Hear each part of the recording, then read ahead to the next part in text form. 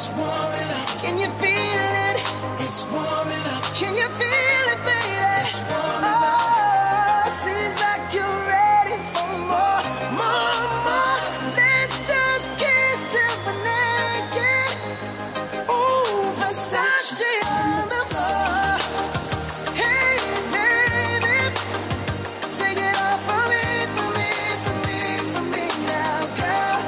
Versace on the floor. Oh, oh, oh, take it off for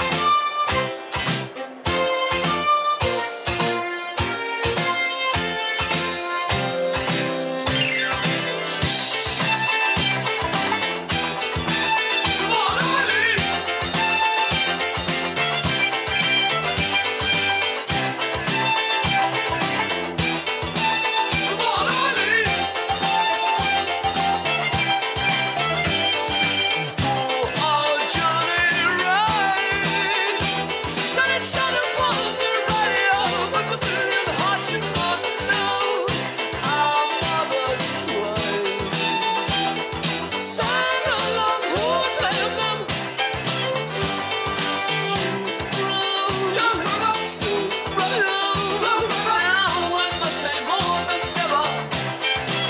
Come on, Eileen. To-ra-lu-ra, we can sing this land of over. Come on, Eileen. Oh, I swear, at this moment, you mean everything. You in that dress, my thoughts are the best, but you're dirty. Oh, come on, Eileen.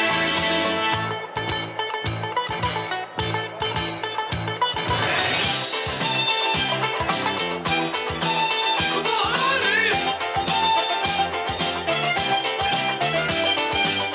These people around here, we've been down like sunken smoke, tried face, somebody's headed to what their fight is, but not us. We are far too young and clever.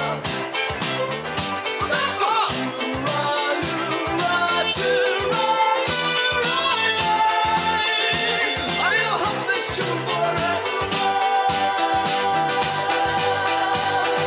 Come on, Eileen. Oh, I swear. Oh, come on, let's take up everything. Put to a dress, Eileen. Oh, come on, let's. Oh, come on, Eileen. Put to a dress, Eileen. Oh, come on, let's. Oh, come on, Eileen. Come on, Eileen, to the right. Come on, Eileen, to the right. Now you are wrong. Now you are sure. Oh, Eileen. Said, come on, Eileen. Just lay down to the right. Come on, how you feel. Now with my same old as never. Things round and change. I said to the right.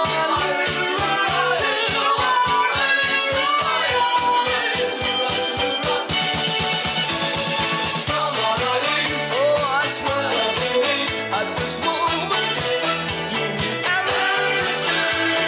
You in that dress, my thoughts are the best, but you're dirty.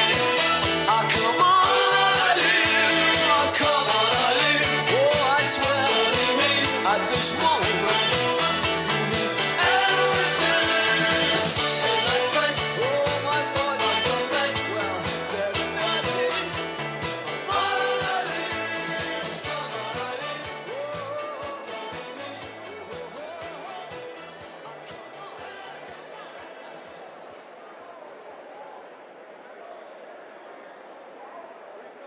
Oh, believe me, for those endearing young chums.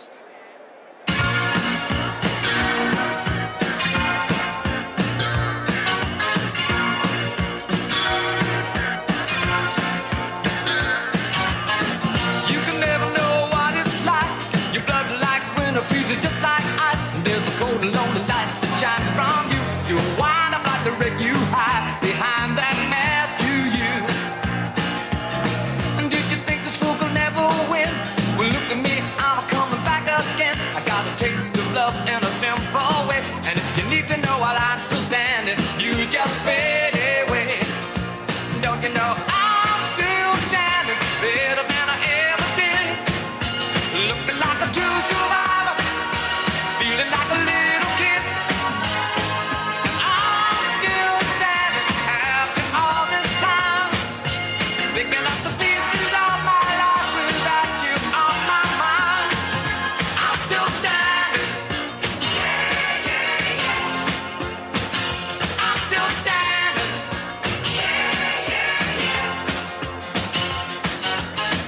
Once I never could have hoped to win. You're starting down the road, leaving me again. The threats you made were meant to cut me down. And if my love was just a circus, you'd be a clown by now. No, I'm still standing better than I ever did. Looking like a true survivor, feeling like a little kid. I'm still standing after all this time, picking up the pieces of my life without you on my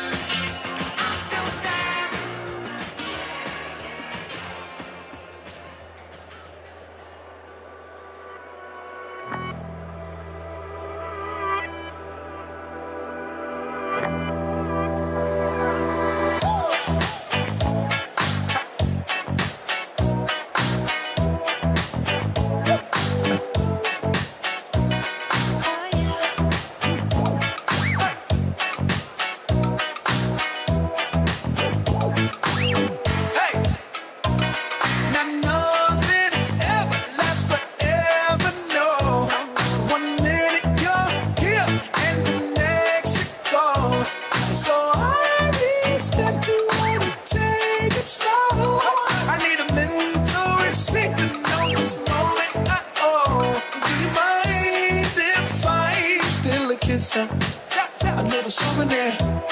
Can I steal it from you to memorize the way you shock me, the way you move it here?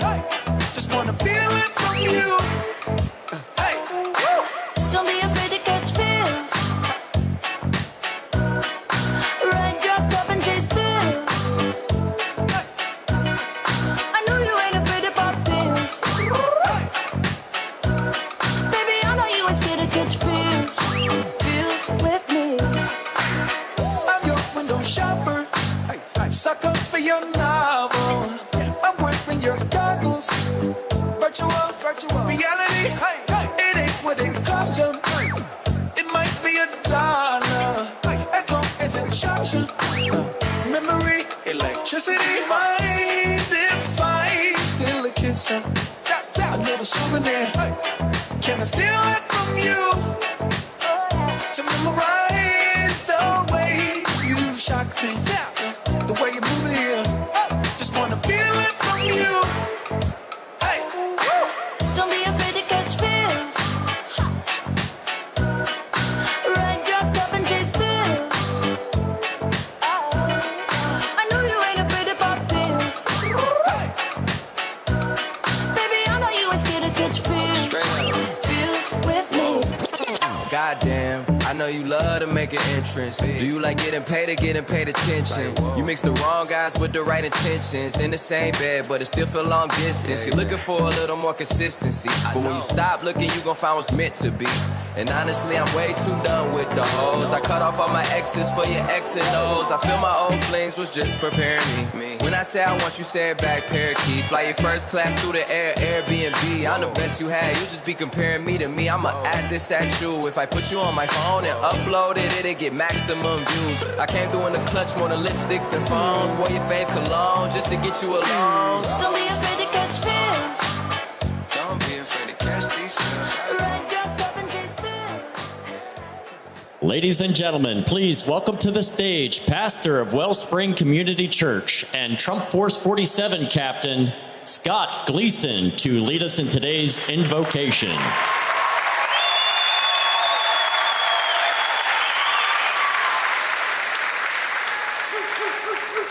Good afternoon, everybody. It's a pleasure to be here.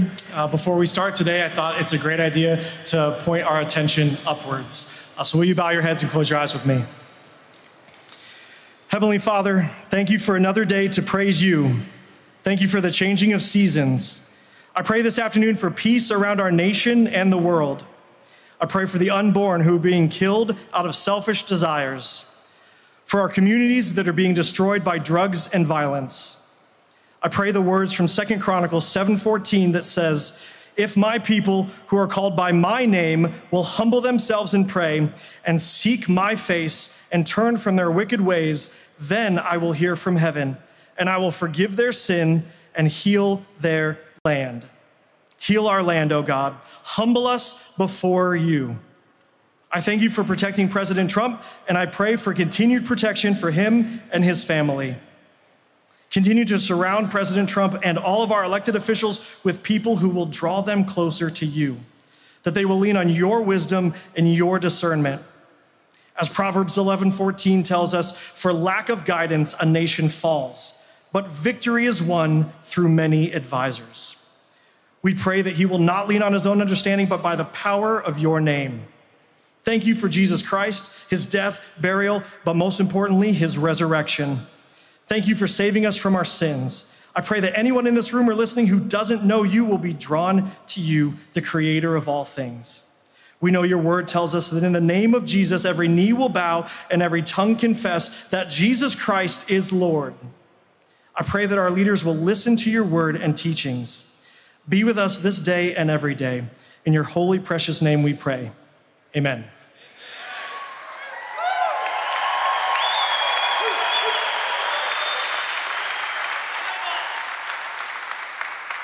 Ladies and gentlemen, please welcome veteran and former captain of the Michigan State Police, Michael Brown, to lead us in the Pledge of Allegiance.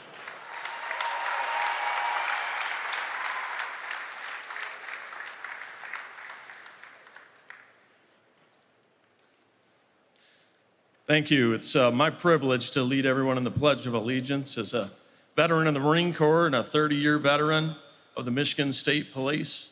It's my privilege to be here, and I do know one thing, that the men and women of the military and law enforcement are going to be so happy when Donald Trump is back in the White House. Woo!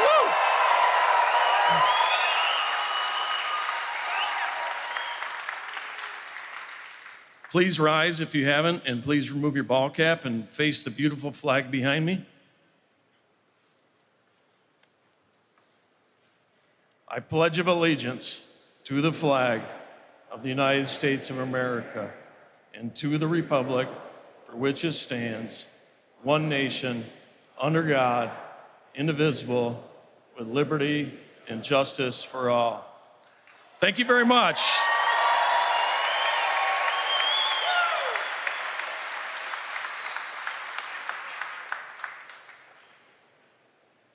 Ladies and gentlemen, please welcome owner of Easy on Hold, Julie Brown, to sing our national anthem.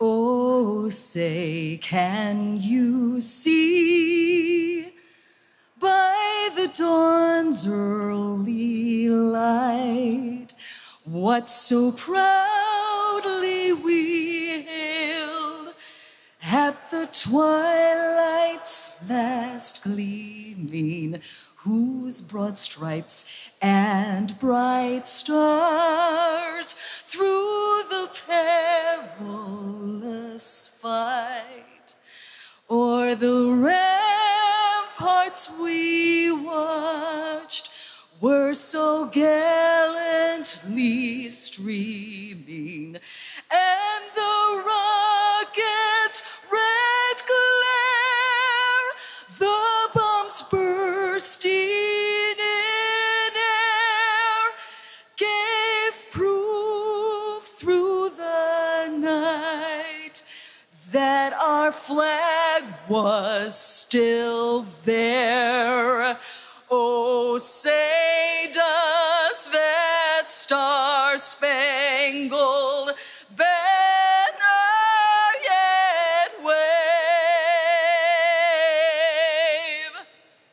o'er the land of the free and the home of the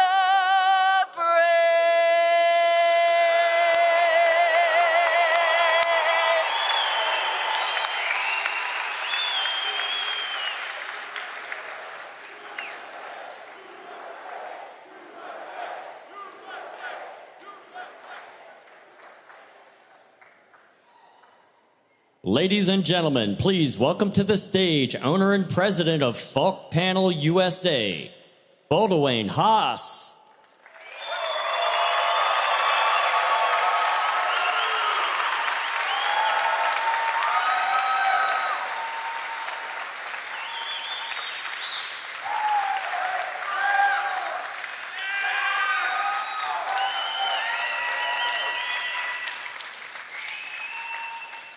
Whoa.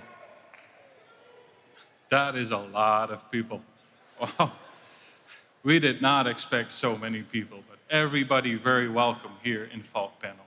Thank you all for coming. We are very excited to host President Trump in our building here at Falk Panel.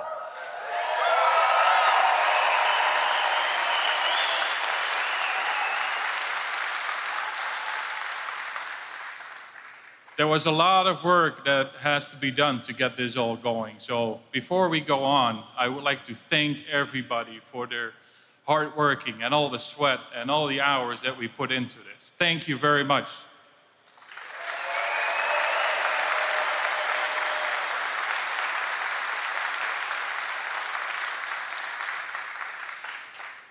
It was a great team building event.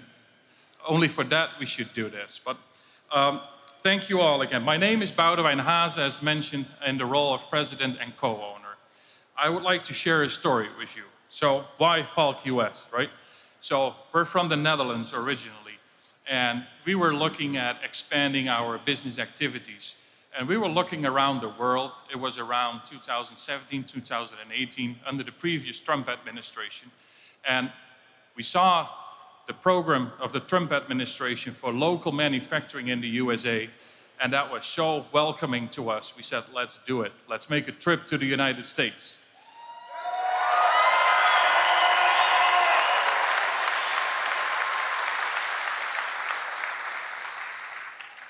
And in that first trip that we made, I still remember that as the day of yesterday. We were here looking at this property, and we visited a lot of people in the community. We visited potential vendors. We visited potential customers, and they were all so warm, welcoming us for local manufacturing here in the United States.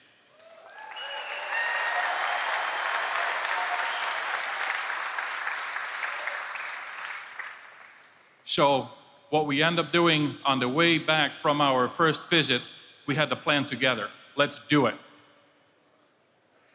So 5 years from now, we're here. So in 2018, we made the decision, we bought the land, and we started the project. But then I still have to make another decision because I need to ask my family to join me. And as of today, they joined me because as of almost exactly today, we're here 5 years together with my wife and family. They joined me on this.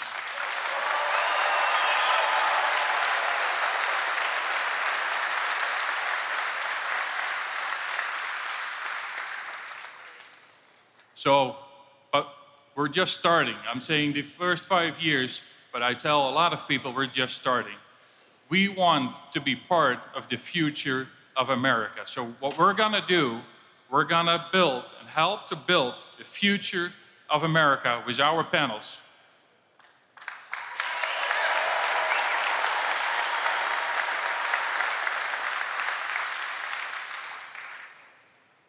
But with all of this, we need the help and the blessing of the Lord on our work, on our job, on the safety on the roads for our deliveries, and also for the election. I want to thank you all for coming. God bless you all. God bless America. Thank you.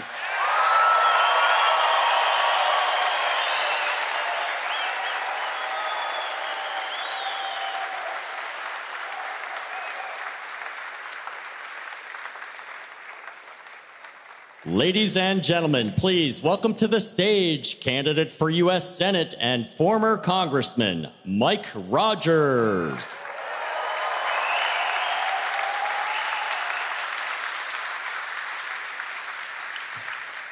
The president asked for a quick poll. How many of you are better off than you were 4 years ago?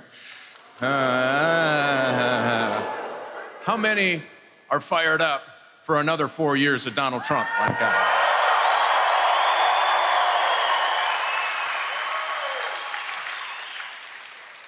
You know, America works when Americans are working.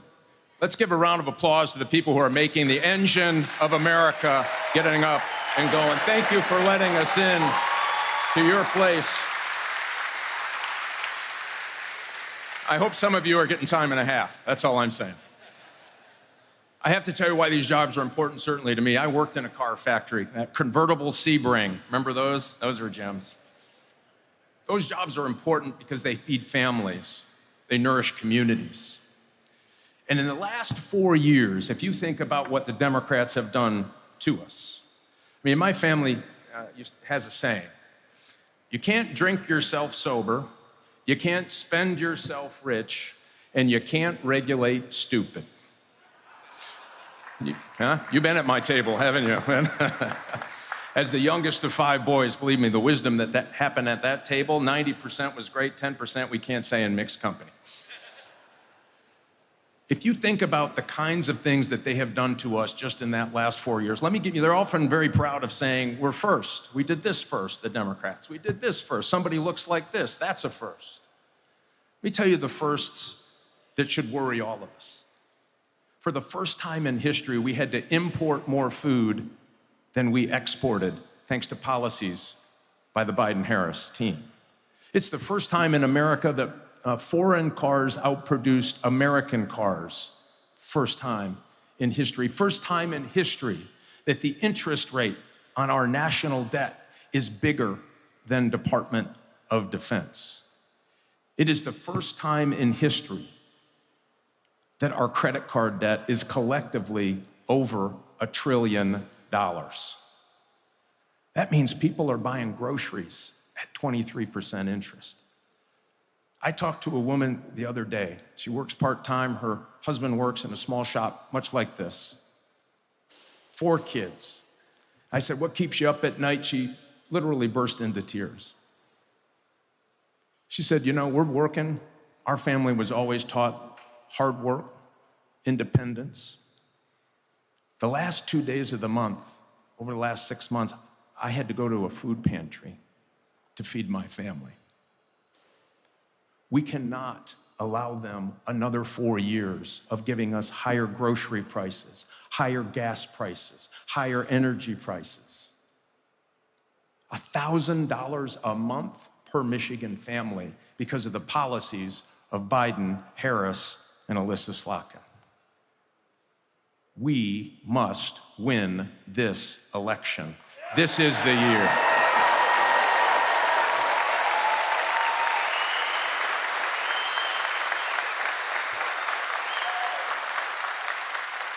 And I'll just tell you quickly, my opponent, way out of the mainstream, don't believe what they're saying on television. When she had a chance to stand up police officers and make sure that they didn't lose their home while they were doing their job, she voted no. When we had a chance to stand up and protect women's sports, she voted no. When she had a chance just last week to say no to these outrageous, disrupting, unemployment-causing EV mandates, she said, love those, doubled down. This is an election about Michigan's future. You can't have somebody that says it's okay to ban gas engines go back and try to represent all of us in this great state. So we have to do something today. A, we need you to be as fired up as ever for Donald Trump. When he gets here, yeah, you bet. Pick up his spirits. He's already doing great. I don't know if that guy ever gets down, but he will feed off of you. He's got a whole nother one on the other side of the state tonight. He is doing this because he believes in American manufacturing. He believes in us. He believes in the people who get up and go to work every single day.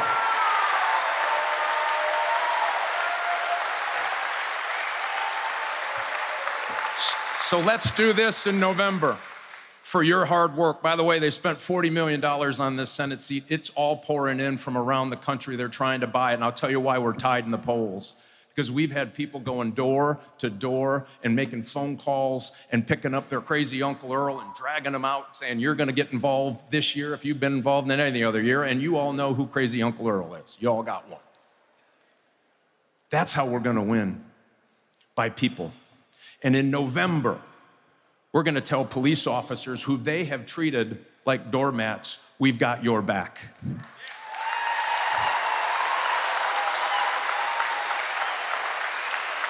Come November, we're going to tell the men and women who are bravely standing tall for liberty around the world, we've got your back.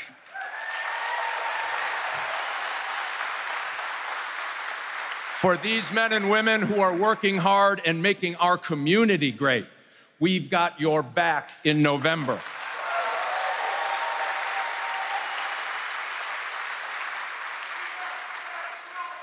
Yeah, you bet. Thank you, man. We're going to do this. And I'll tell you this.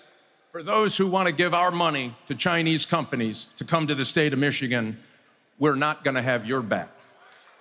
This is the election where we say it's about America. It's about our jobs. It is about us standing up for that woman who can't hardly make it on her own, that come November, we will have your back. Let's elect Donald J. Trump. Let's elect Mike Rogers to the Senate. Let's get this done for America. God bless you.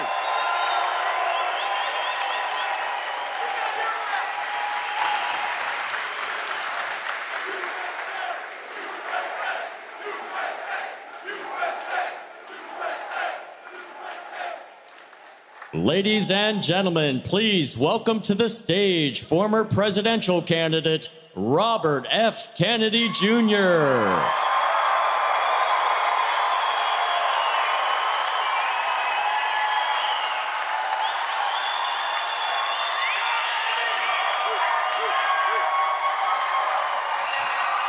Hey, everybody.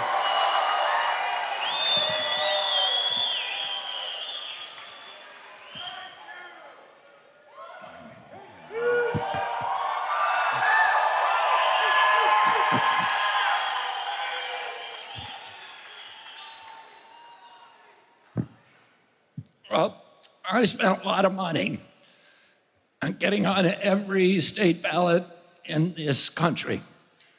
We got 1 million Americans to sign their names to petitions. We built a network in every state in this country. The entire time, our polling and all the national polling was showing that the majority, about 57 to 60%, of the people that wanted to support me, if I dropped out of the race, they said that they wanted to vote for Donald Trump. So I was hurting Donald Trump. I was hurting the Republican Party. But the Republican Party did nothing to stop me from getting on any ballot. Donald Trump was critical of me in a way that was congenial, that was respectful, and that was kind. But he did nothing.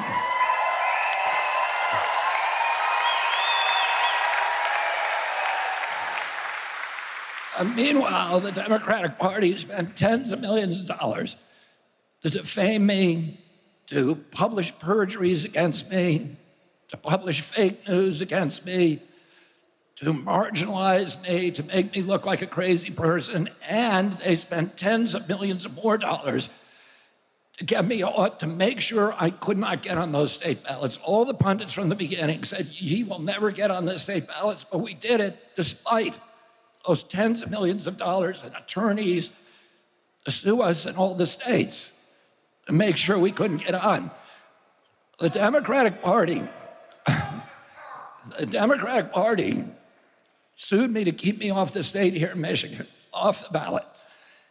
And the day that I announced for Donald Trump, they pivoted and sued me to keep me on the ballot. And so far, they've won that lawsuit. So my name is going to appear on the Michigan ballot. But I don't want you to vote for me. I want you to vote for Donald J. Trump.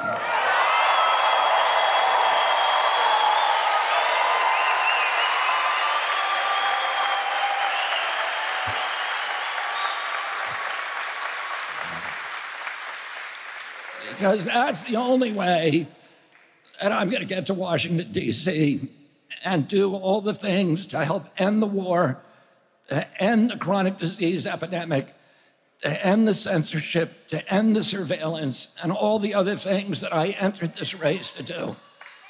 And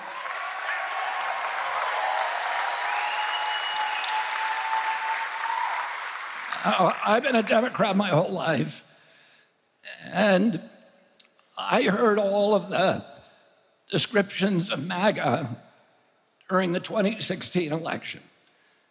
And I bought into a lot of them. And then one day I heard Hillary Clinton criticize Tulsi Gabbard for being a communist, a Russian plant.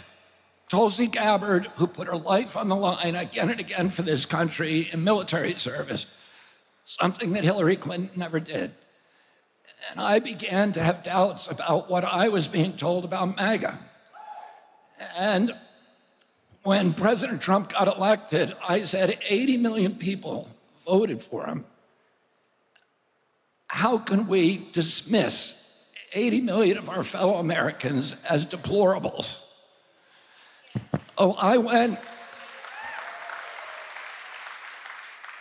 don't want to work in Washington, D.C. I have a good job. I have a great life. But I want to help these kids so that we can end the chronic disease epidemic. And I went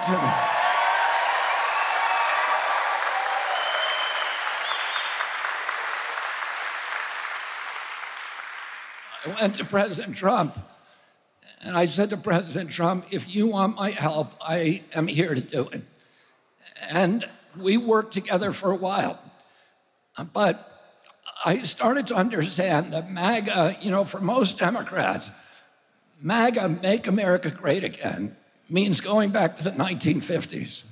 And they say it's racist because we didn't have civil rights in our country at that time for Black Americans. They say it's dictatorial and it's against freedom of speech because that was the era of Joe McCarthy. And they say it's isolationist and retrograde. But the more that I get to know you and the more that I get to know Donald Trump, I understand what MAGA really means. And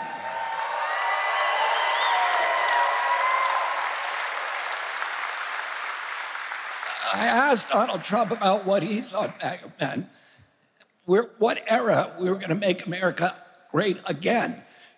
And he said, the era of your uncle, John F. Kennedy.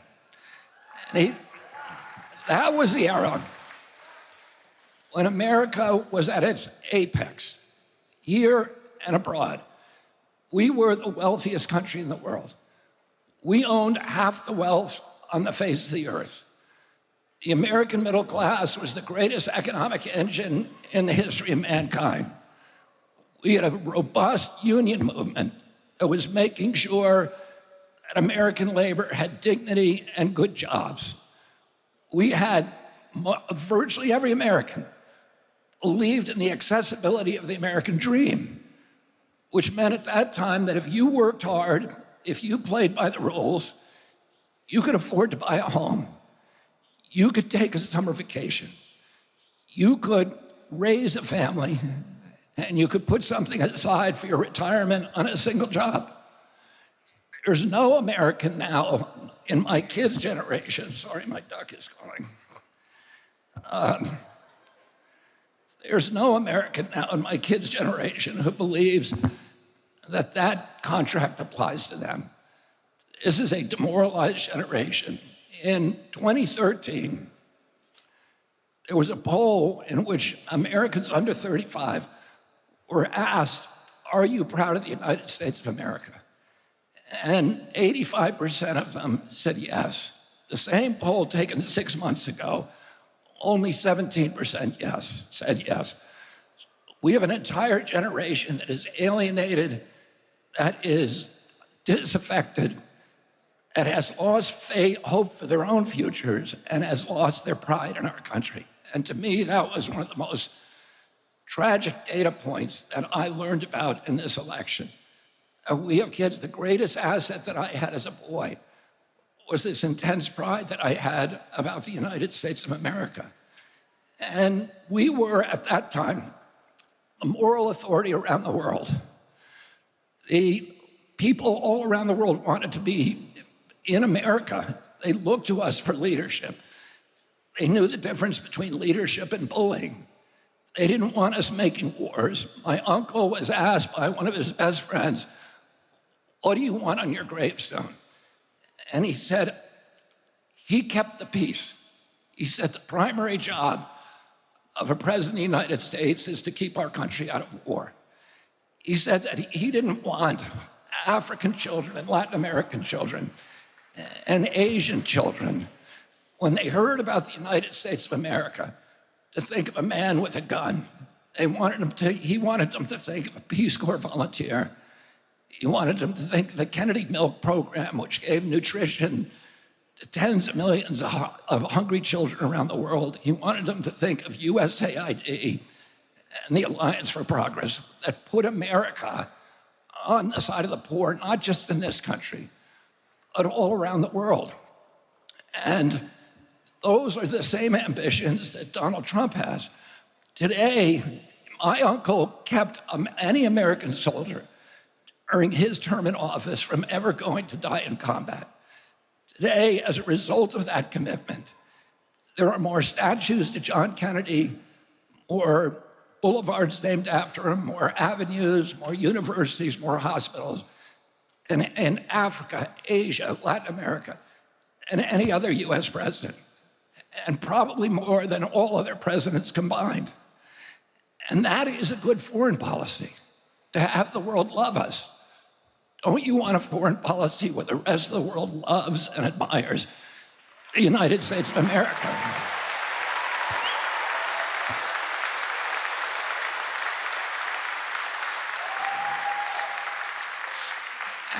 And when he says, make America great again, that's what he's talking about.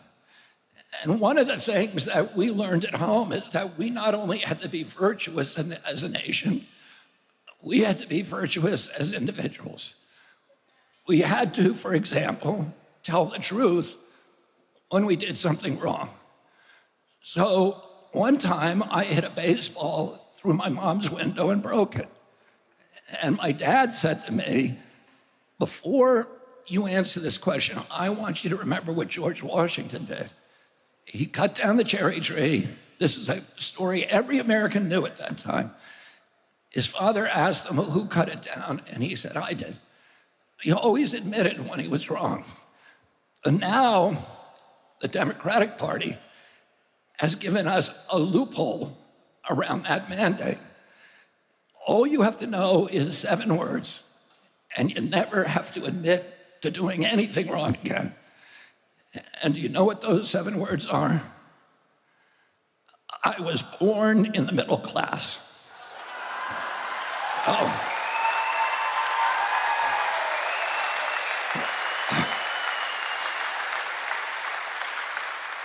So repeat after me, I was born in the middle class. So the next time your boss asks you why you were late for work, what are you going to say? And the next time your wife asks you why you didn't take out the garbage, what are you going to say? And the next time your landlord asks you for the rent check, what are you going to say? That's all you have to know, and you don't have to answer any question. And we know why she didn't want to answer that question, because there's no good answer to it. By every indicia in which we measure the welfare of our economy, the Trump administration excelled, and the Biden-Harris administration has failed us. Inflation on average during the Trump administration was held under 7%. Now it's at 20%. Gross rents have almost doubled. Mortgages have more than doubled in just 3.5 years. Groceries have gone up. Gasoline has gone up. Electricity has gone up. Healthcare has gone up. Do you know the only thing that's gone down? Wages. So though that is not a success story, and I don't blame her for not wanting to answer that question. It was a question that was almost impossible for her to answer truthfully and still walk out of that debate. So the Democratic Party that I grew up with, the Democratic Party of John F. Kennedy, of Robert Kennedy, does not exist today. This was the party of peace. Today, it's the party of war. And we saw President Zelensky come over here. I was so proud of President Trump today, who did a press conference with Zelensky. And the Democrats had done their own press conference, and you know what he got them to do? He got them to sign artillery shells. These are artillery shells that are going to be dropped on women and children. And he got them to sign something else, an $8 billion additional check. Don't you think we could use that money over here in this country?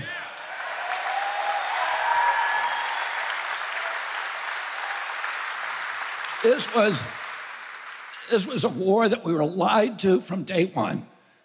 We were told that it was an unprovoked invasion. We weren't told that Vladimir Putin and every other Russian leader told us for 30 years, if you go into Ukraine, we're going to have a military reaction. It is a red line for us. Ukraine has a 2,200-mile border with Russia. They've been invaded 3 times through Ukraine.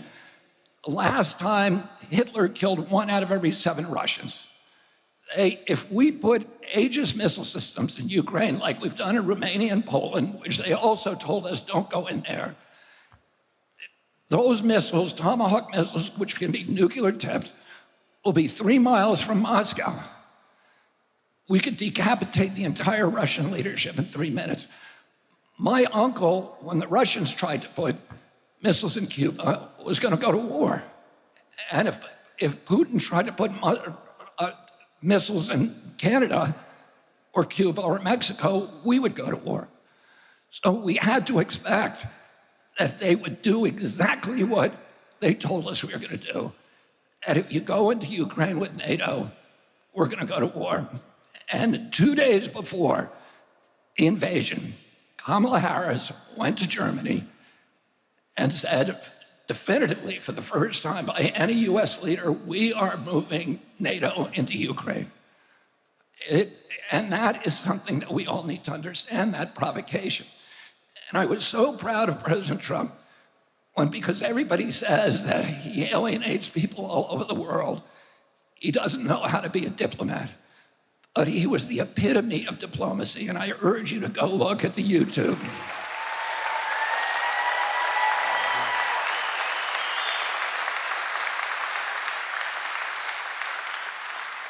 He was kind and civil to President Zelensky, but he was also firm in his resolve. And he said, I've had a nice meeting, but I have not changed my mind. We need a peace, and we need to do it very quickly. And we need to protect US interests, not an interest of a country in which we have no strategic interest and no treaty. And he was polite, he was kind, but he was firm in protecting our country. And that's what Donald Trump will always do.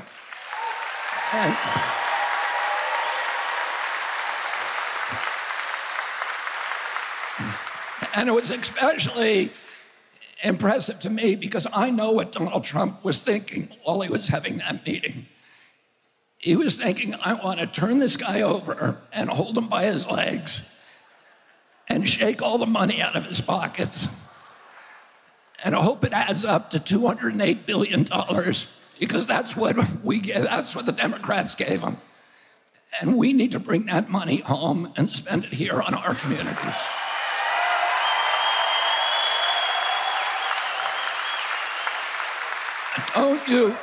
Don't you think you deserve a president who is going to make peace with the world? Who is going to project economic power abroad? They say he's an isolationist. He isn't. He wants to make deals. He's a deal maker. He wants to make deals with China, but not the old kind of deals that benefited only China. He wants to make deals that are going to benefit everybody.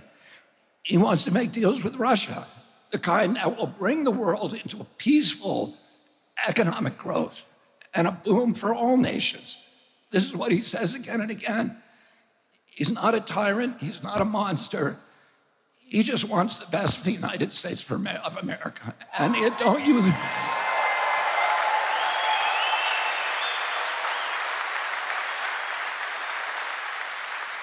Democratic Party that I grew up with was the party of constitutional rights, of civil rights, and particularly the right of freedom of speech, which my uncle and my father treasured. They thought this is the basis. A fundamental bedrock of American democracy is the free flow of information. And when government gets involved in censoring information, that is the beginning of totalitarianism. And we know this because we read Orwell and Aldous Huxley and Robert Heinlein and Alexander Solzhenitsyn and Arthur Koestler when we were growing up. And that was the lesson that was repeated in civics lessons again and again. The one thing that you never allow a government to do is to censor speech of any kind. And if you do that, is the first step down the slippery slope of totalitarianism. So the Democrats are trying to say that Donald Trump hates democracy, that he wants to be a dictator, but they're all advocating now, openly advocating the censorship of our speech. And what they say is, well, we don't want to censor all speech, just the lies. But they want to determine what's the truth and what's a lie. And who was the biggest perpetrator of lies during the COVID epidemic? It was the government itself. They were the ones promoting disinformation and misinformation.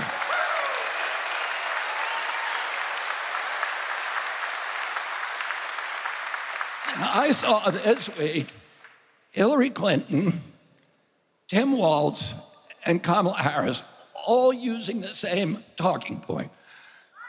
That the next administration is going to get rid of misinformation and disinformation because that is not protected by the First Amendment. Well, it is. The First Amendment protects lies the same as it protects speech, truth. The First Amendment was not written to protect the kind of speech that we all want to hear. It was written for hard times. Protect the speech that nobody wants to hear. And that is the fundamental foundation stone of democracy, that everybody gets to say, to have their own truth. And as Louis Brandeis said, the remedy for bad speech is not censorship, never, because that turns to totalitarianism. The remedy for bad speech is more speech. And that's something that Donald J. Trump understands because he's been censored himself. And he understands it very acutely.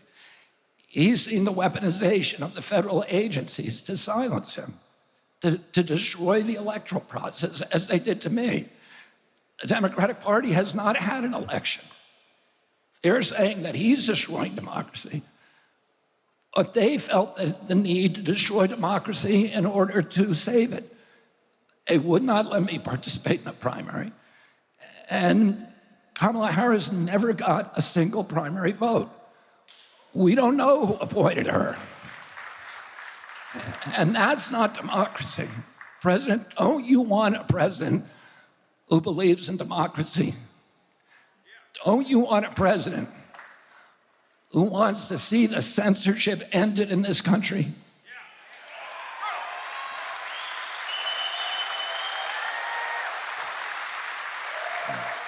Don't you want a president who's going to end the surveillance state and make our country the beacon of freedom around the world once again?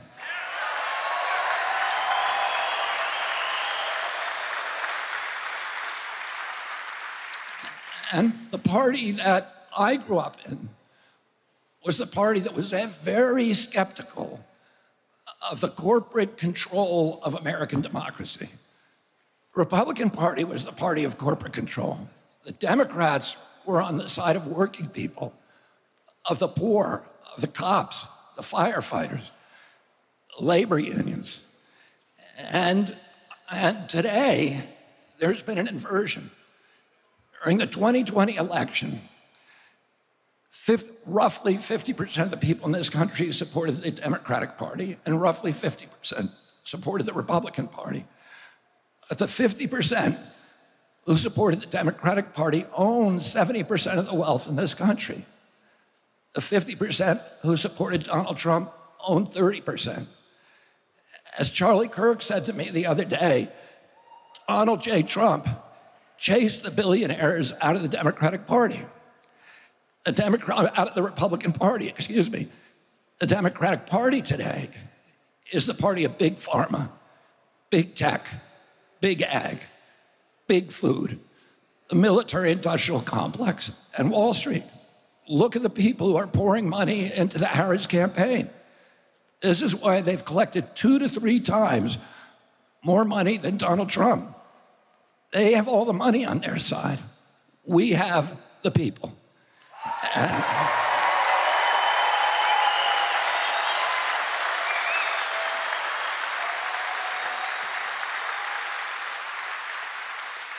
And don't you want a president of the United States who, instead of outsourcing U.S. jobs and manufacturing capacity abroad, to China and to Latin America and to other countries is going to get other countries to outsource their manufacturing and jobs to Michigan, like Falk that we're standing in now.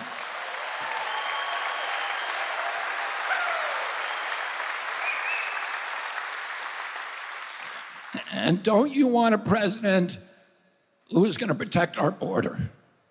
And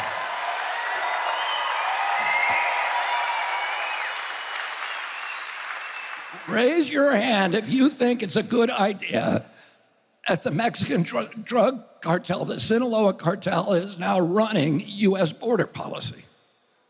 That's not good for our country. Do you think that's good for our country? No. It's terrible, and it's terrible for working people. In the last 10 years of his life, I worked very, very closely with Cesar Chavez, who was a very close political ally and personal friend of my father. And during that, and I was a pallbearer at his funeral in 1993. During that period, I was working with him on pesticide issues because Hispanic farm workers, 15,000 of them are poisoned, many of them killed by pesticide exposures every year, and their families are devastated. Cesar Chavez's other big issue was closing the U.S. border because he understood, and I was at the border many times. The first time I went down between 2 o'clock and 3 o'clock, and I saw there's 27 gaps in the wall that were left by the Biden administration when they shut down construction the day they came into office.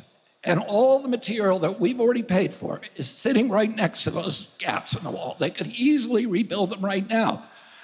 President Harris says, there's nothing I could do. Yeah, there is. You could just finish the wall.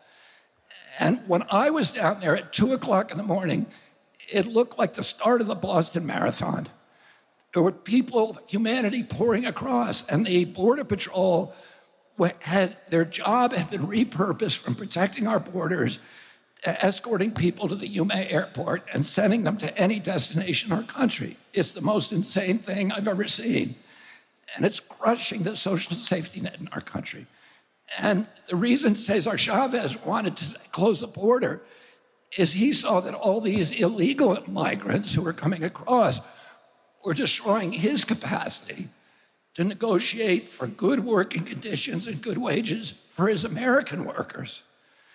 And that was obvious at that time, not only to Cesar Chavez, but the entire Democratic Party.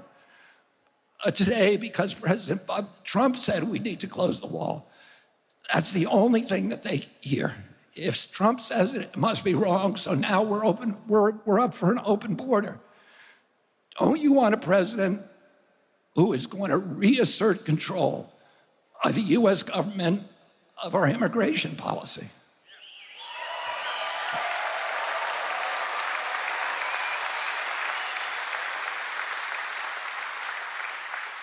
And, my uncle Ted Kennedy, who was 50 years in the United States Senate, he wrote a law called Title IX. And that law, and he got Republicans and Democrats to support it, that law created equality in women's sports because he said women ought to be allowed to compete, and they ought to have the same rights as men to compete. And that's something the Democratic Party believed in. But they don't believe in it anymore. Now they're against women's sports.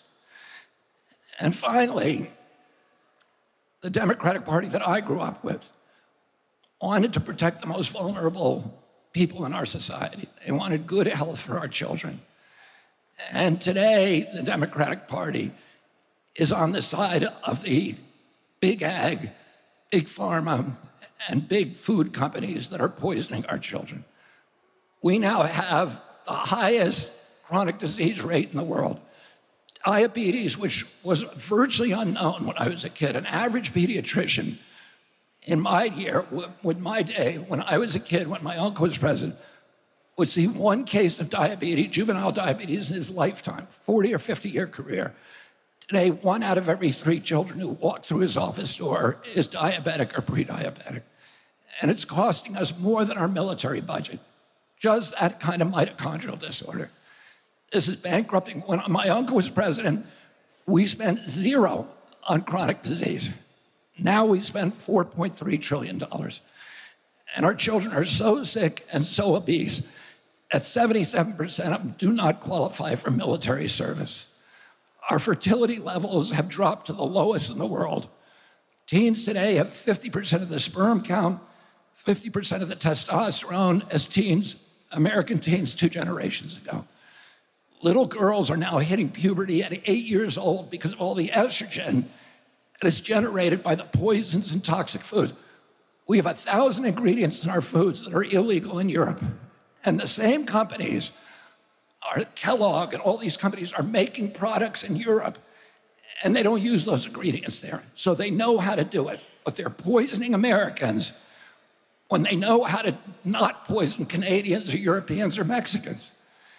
And the average girl in this country is now reaching puberty between 10 and 13 years old. That's 6 years younger than a couple generations ago, and it is the youngest of any nation in the world.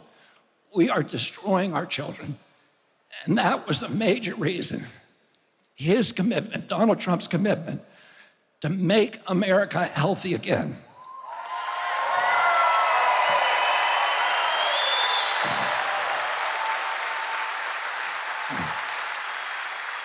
Is the primary reason that I joined this campaign.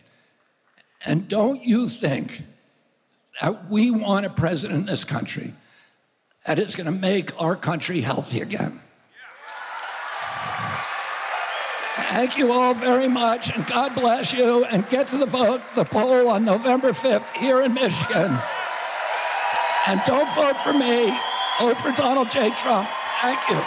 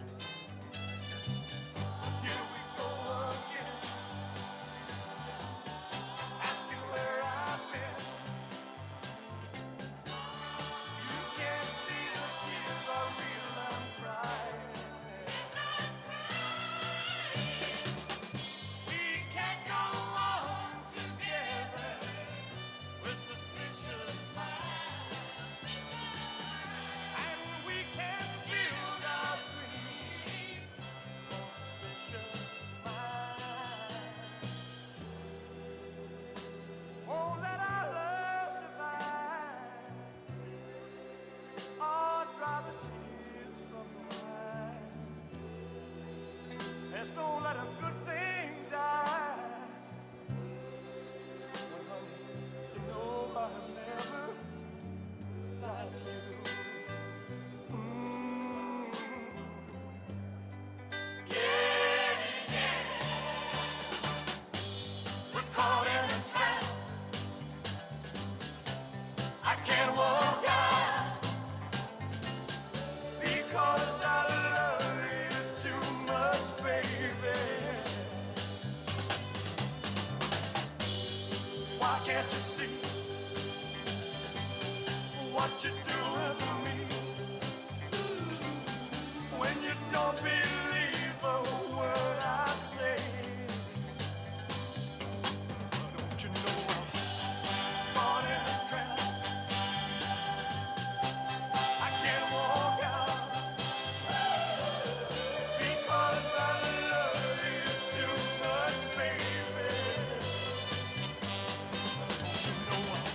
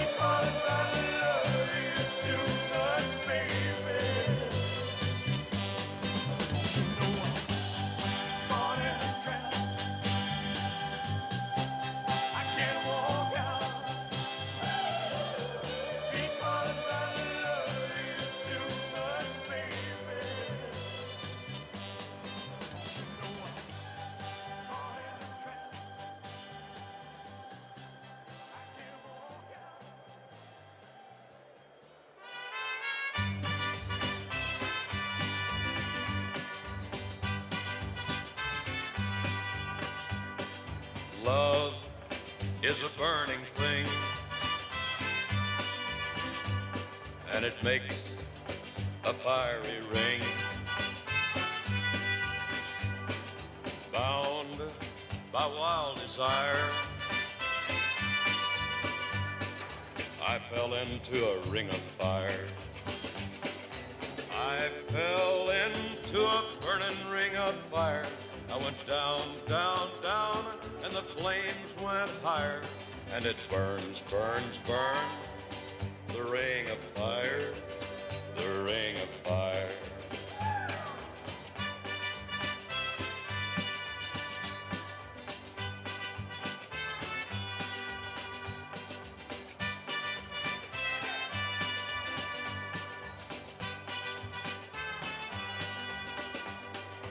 I fell into a burning ring of fire. I went down, down, down, and the flames went higher. And it burns, burns, burns, the ring of fire, the ring of fire. The taste of love is sweet when hearts like ours meet. I fell for you like a child. Oh, but the fire went wild. I fell into a burning ring of fire. I went down, down, down, and the flames went higher. And it burns, burns, burns, the ring of fire, the ring of fire. I fell into a burning ring of fire. I went down, down, down, and the flames went higher. And it burns, burns, burns, the ring of fire, the ring of fire. And it burns, burns, burns, the ring of fire, the ring of fire, the ring of fire.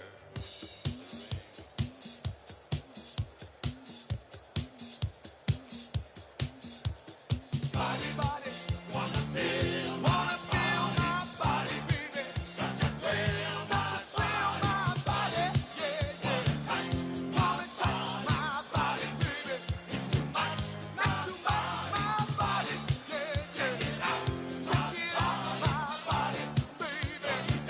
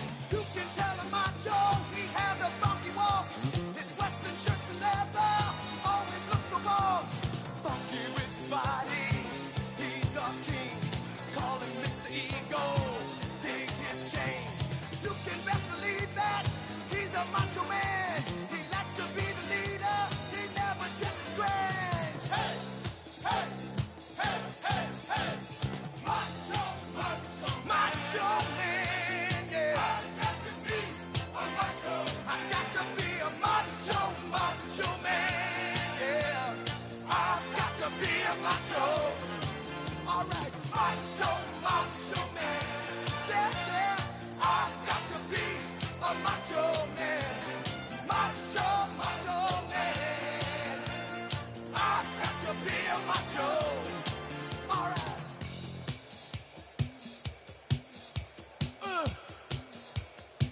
Macho, baby. Body, body, body. All right. Body wanna feel my body. Wanna feel my body, baby. Body. All right. Body come and thrill my body. Come and thrill my body. Hey, hey. Body. All right. Body love to pop my body. Love to pop my body. Hey, hey. Body. Body is so hot. So hot.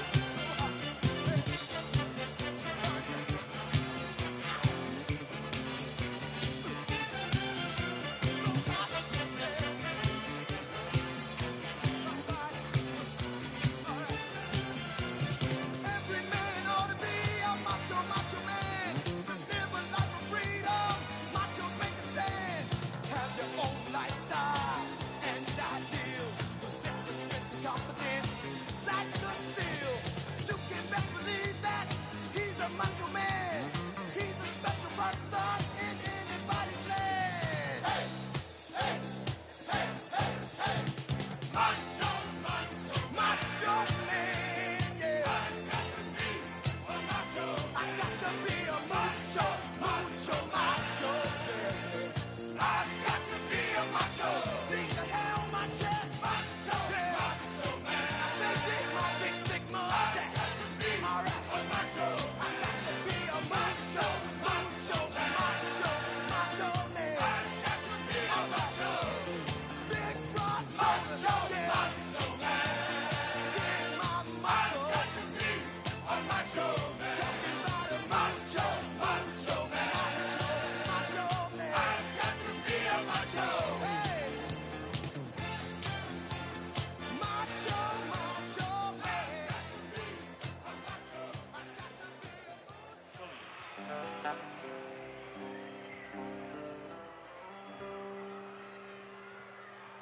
Oh, I wish I was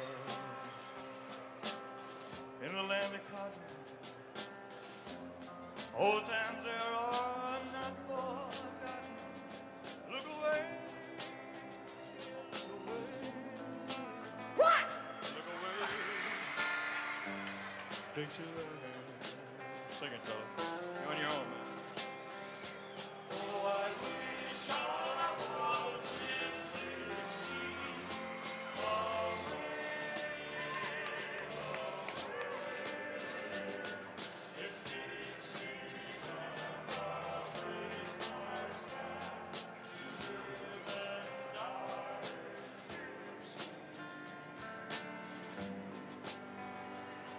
For Dixieland, I was born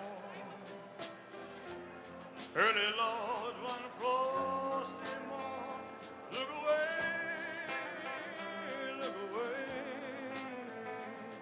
look away, Dixieland.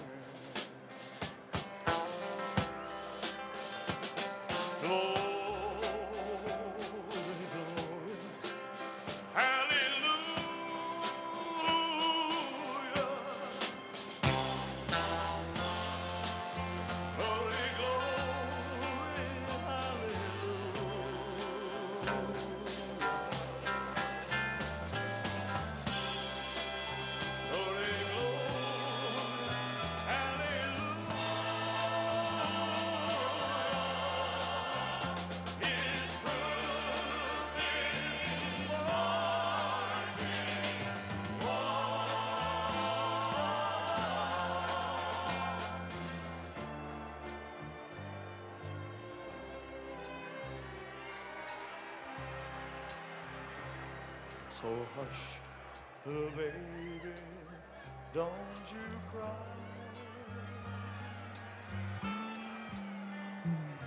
You know your daddy bound to die,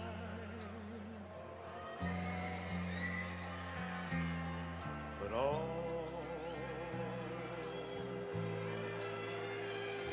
my crying soon be over.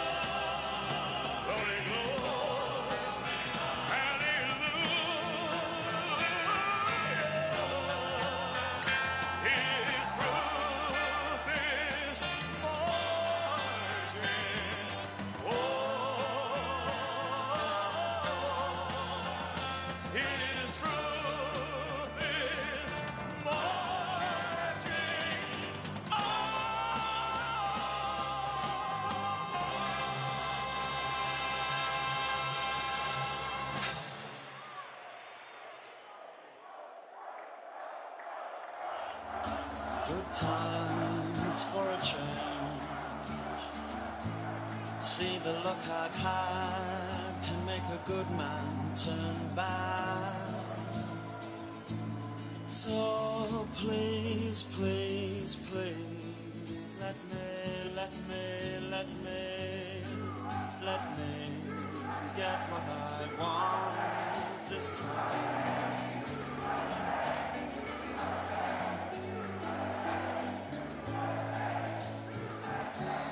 Haven't had a dream in a long time. See the life I've had can make a good man bad. So for once in my life, let me get what I want. Lord knows it would be the first time. Lord knows it would be the first time.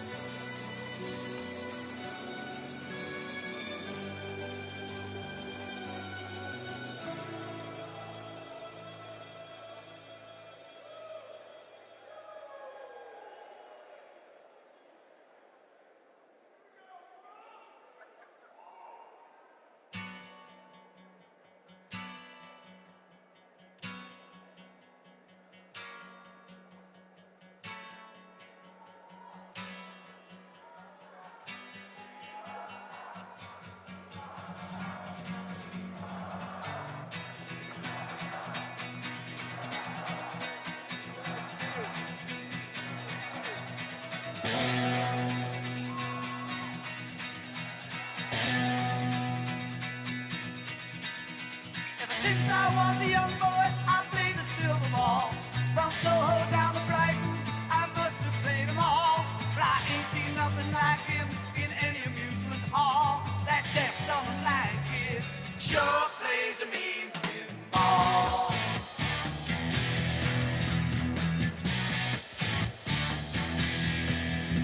He stands like a statue, becomes part of the machine, stealing all the bumpers. Always plays clean, plays by intuition. The digit counters fall. That deaf, dumb, and blind kid sure plays a mean pinball.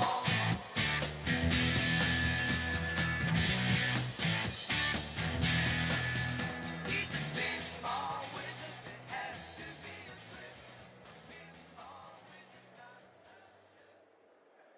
a Ladies and gentlemen, please welcome the next president of the United States, President Donald J.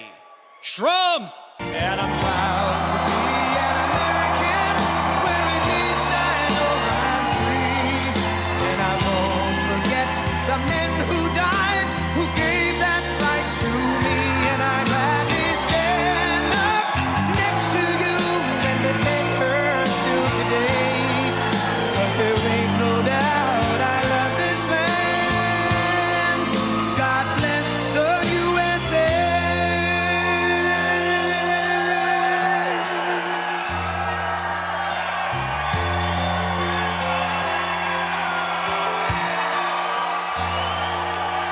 From the lakes of Minnesota to the hills of Tennessee, across the plains of Texas, from sea to shining sea, from Detroit down to Houston and New York to LA, where there's pride in every American heart, and it's time we stand and say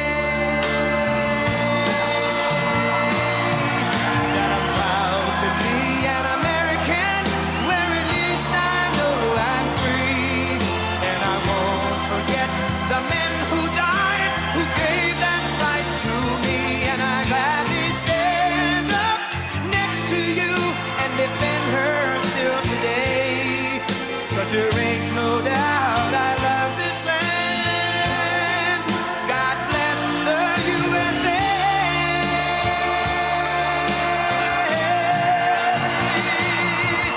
And I'm proud to be an American, where at least I know I'm free, and I won't forget the men who died, who gave that right to me, and I gladly stand up next to you and defend her still today, 'cause there ain't no doubt I love this land. God bless the USA.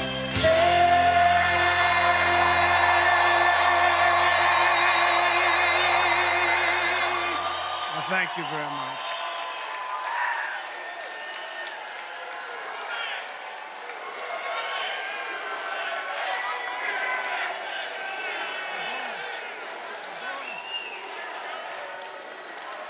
Thank you very much, everybody. Thank you.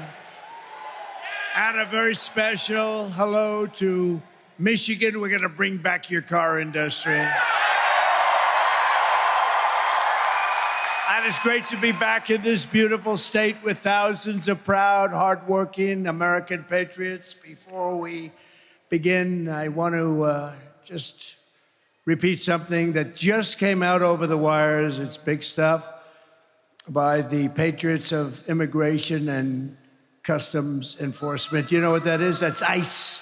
These are tough guys. They're almost as tough as you. You guys, look at this guy. You guys. Not quite. No, these are tough people. They love our country, but you need them. But for the first time ever, we have specific numbers. They were just released. And it's about the people that crossed the border illegally under Kamala Harris. That she's even running is frankly ridiculous, okay? That's not a president. That's not a president.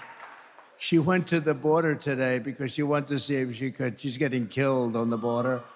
And she went to the border. This was a bad day because somebody just released the numbers that came out through ICE. According to this brand new data, never seen before, over 13,099 convicted murderers have crossed the border and are free to roam and kill in our country. These are convicted murderers. These are people that were in jail. Now, I've been talking about this for 3 years. When I heard they were opening up the border, 3.5 years, I said, if they open the border, because I know the people on the other side, and they're smart, savvy people, you know, they're at the top of their game. Our leaders are not at the top of their game at all. They never were, actually. But our leaders are not. These are smart people. And these are countries from all over the world, 13,000, more than 13,000. Convicted murderers have been let out of jail, and they're roaming our streets, their country all over. And every state is a border state. You know what that means, right? Every state, because they fly them in. Can you imagine? They fly them in.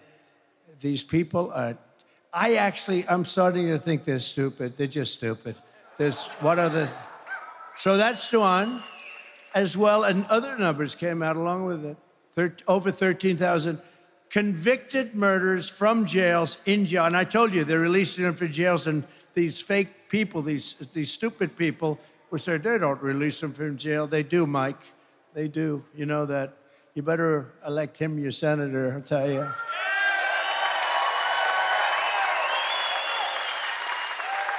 as well as over, and these are specific numbers. That's why when they rounded them out, I said, I don't want them rounded out. I want the exact number, as well as 25,272 illegals convicted of rape, sex offense, or sexual assault and in jail. These are people all in jail because they don't want them in jail. They're too expensive, and they don't want them in their countries. They're smarter than us. They give them to us. We're like a dumping ground. In total, 425,431 non-detained, meaning they're no longer in detention, meaning prison, non-citizens, convicted criminals from all over the world are right now at large in the United States of America, with another 222,141 illegals with pending criminal charges, and these are serious criminal charges for murder, for drugs being sold all over the world where many people have been killed, because those are the ones they put in jail. We don't do that over here. We give them a fine. You know, every drug dealer kills at least 500 people. Each drug dealer, him or her, kills 500 people. We do nothing about it. We find them. That's over 647,572 migrant criminals are in our country. It's a killing machine. It's a killing machine, and they're killing people all over our country. And Kamala said, remember, she said, oh, well, those people really don't kill like our criminals. No. These people make our criminals look like nice people. And I've been saying this from the beginning of the Harris-Biden disaster. It's no longer an administration, because what they've done to our country with this is inexcusable. I guess some egghead maybe said, oh, it's wonderful to release people, and it sounds so nice. We're releasing migrants into our country. But these are killers. These are people at the highest level of killing. They'd cut your throat, and they won't even think about it the next morning. They won't even think about it. And these people are all over the place, and they're killing people. I could go through the stories, and I won't. But all over, sometimes I do. They come up, they grab young girls, and they slice them up right in front of their parents. Nobody who's allowed to do this, and nobody who's allowed this to happen to our country is fit to be the president of the United States. I mean that, too. I mean it.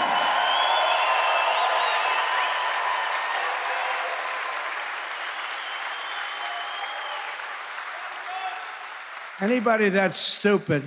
I've been saying this now for almost 4 years, because we built hundreds of miles of border wall. We had the best record at the border of any president of anybody, at least in recorded history. Tom Homan would get up. Brandon Judd gets up. They all get up and they say there's never been a president like Trump. But Tom Homan said it today. He said in his lifetime, we had the best border that we've ever had under Trump, and now we have the worst border that any country has ever had.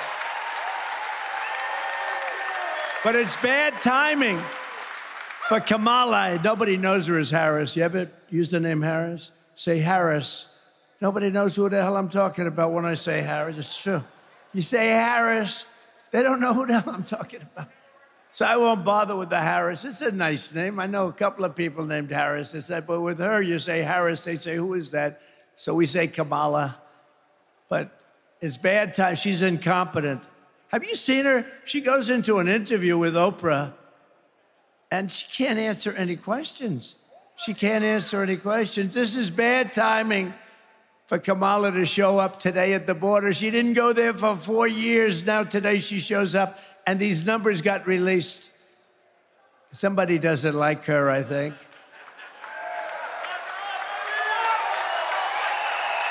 And the fake news. So I don't know, maybe she's already gone, I doubt it, but she's went to the border today. She wants to see if she could salvage, make up some lies, like she said about the border bill that Trump stopped. Let me tell you, number one, I didn't stop it. The senator stopped it. But that's the worst bill ever drawn. It's a waste of paper, and she doesn't need a bill. All she has to do is fly back to Washington And yet this president that we have, if he's still president, I don't even know who the hell is president. Is he president? This is not exactly President Xi. He runs his country a little differently, although they do go after their political opponents pretty violently. I will say that. But they don't go after the murderers, the drug dealers. Get this guy to sign a little dot. You sign right over the little dots. And you sign your name, Joe Biden, and you say on it to Border Patrol, close the border, and they close the border. That's what I did.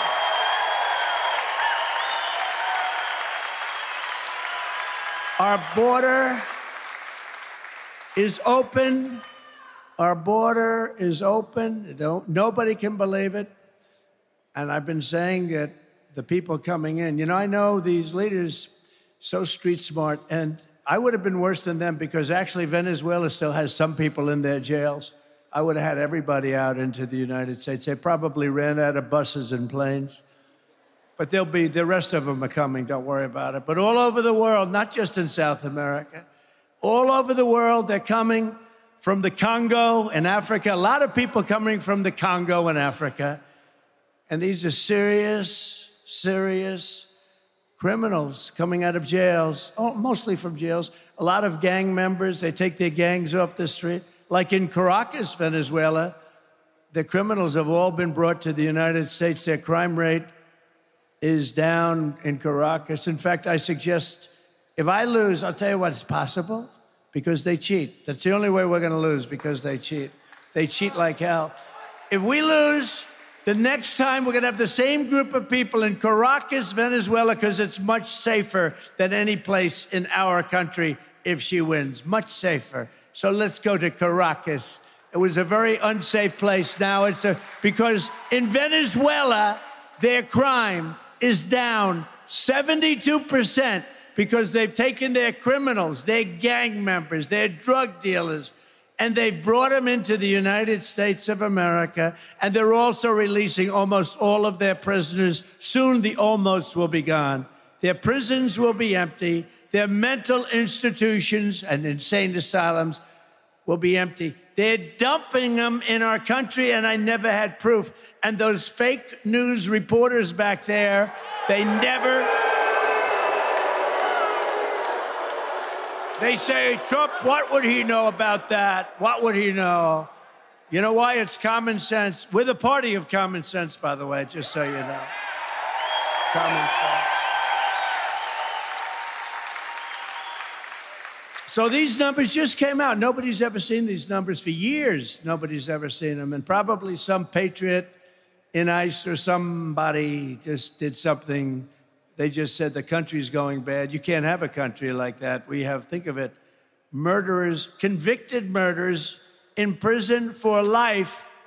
Many get the electric chair or they get whatever their form of death penalty. These are convicted people for life are now in our country, and I can finally look at them and see, I say, I told you so to the fake news. These are hard, tough, vicious criminals that are free to roam in our country. And now, for the first time, I can say it, and, you know, I mean, I knew it before, when you have open borders, but they're dumping everybody in here. I knew it before, but these numbers are actually worse than I ever thought. They should have been released far earlier so that we could have done something about it. I wish we had them 3 years ago, but we didn't. And now we have a problem, and you can't have her as your president. She doesn't know what the hell she's doing. She should resign in disgrace for what she's done to our country, not run for president. She was the border czar.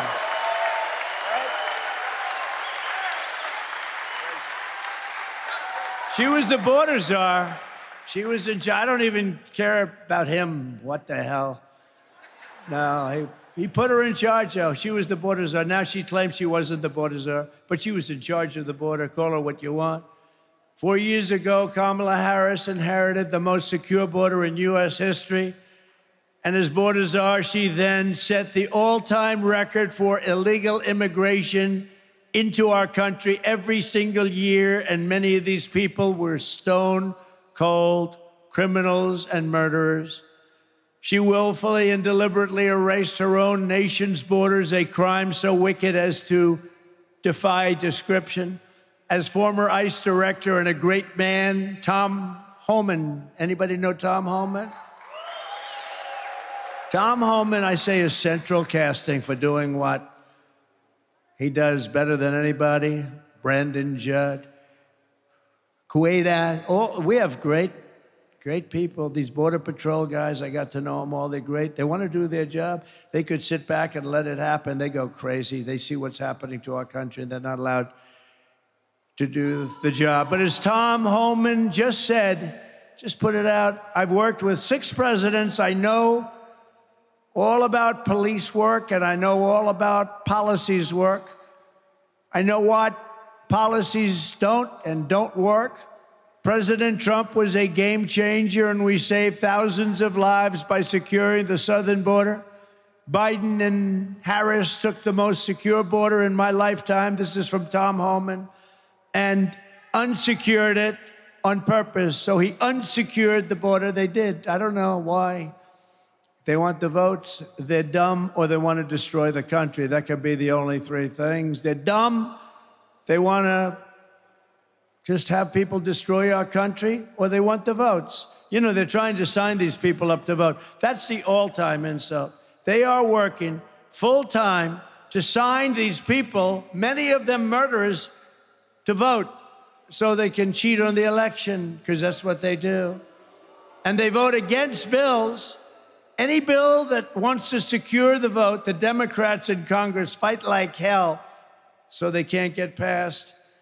Who would want a bill that says bad things happen with the vote? You want to secure your vote, whether you're a Democrat. Interesting, a lot of Democrats, not the politicians, want to have that. And they don't want to have sanctuary cities, by the way. They don't want it. Only the politicians want it for certain reasons. President Trump, Tom Homan said, was the greatest president in my lifetime. Thank you, Tom. This country was never better off than when he was president. He was unprecedented in his success on the border, and it saved many lives. He was an out-of-the-box thinker, and he got the job done like nobody else could do the job. So that's from Tom Homan. Thank you. I might as well read it. I might as well tell you, because they'll never tell you that. They'll never tell you that, right? They'll never tell you that, Mike. By contrast, Kamala Harris betrayed her oath. She let our cities fail to violent gangs. She let our American sons and daughters be raped and murdered at the hands of vicious monsters.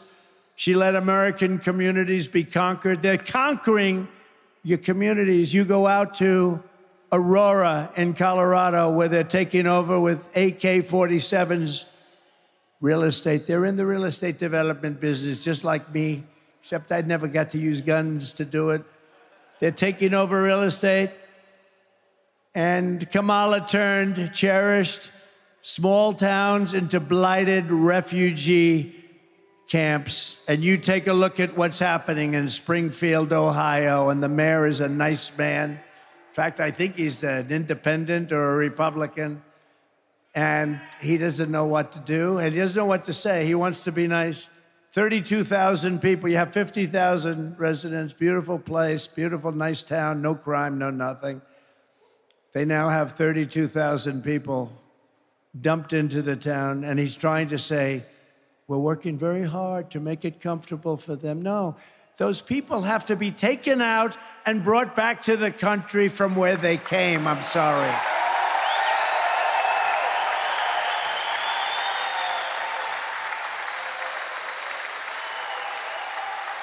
The mayor said, we're looking for interpreters. It's so hard to find interpreters because nobody speaks English, right? So we're looking for interpreters. No, you're looking for people that will remove them and bring them back safely to their country. It's not fair. It's not sustainable by any country. What's happening to us in the United States, millions and millions of people, 21 million plus, have been dumped into the United States, and many of them are murderers. Many of them are horrible criminals. What Kamala Harris has done is unforgivable. It's a crime, what she did. It's got to be criminal. There's no greater act of disloyalty than to extinguish the sovereignty of your own nation, and that's what she's done. She's ruined our nation. She's ruined our nation. And you know, I've always talked about this, and I've talked about it strongly, but I'm just realizing as I'm talking right now, and not even going off a teleprompter because the teleprompter's not tough enough. I'm saying, and by the way, isn't it nice to have a president that doesn't need a teleprompter?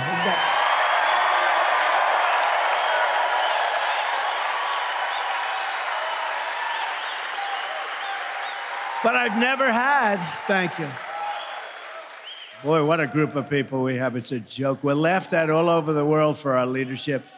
But I just got this information, so I've never really spoken about this because this is the first time where we have these numbers with 13,000 convicted, jailed murderers, tougher than any of our criminals. We have only one good thing about this, is they make our criminals look like very nice people. These are hardened,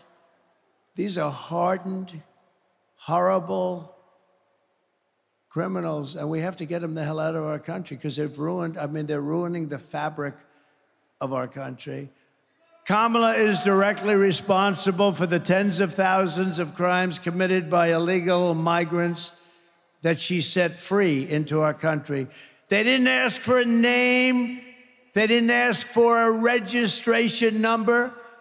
And many of them don't even have names or registration numbers. They just pour into our country. She has no idea where they're from parts unknown. She's responsible for every bloody crime scene, every funeral, every orphan child.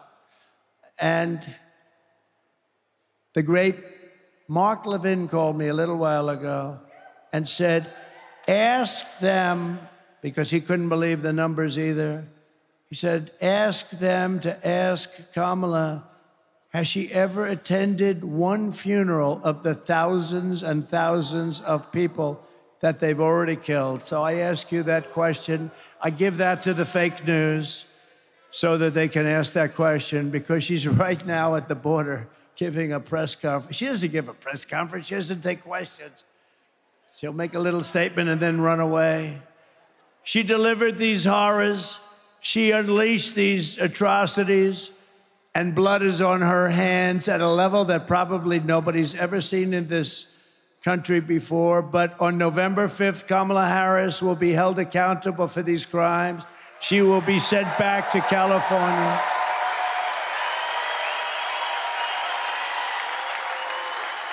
And we will close the border. We will stop the invasion. We will begin the largest deportation operation in American history. And we have no choice but to go.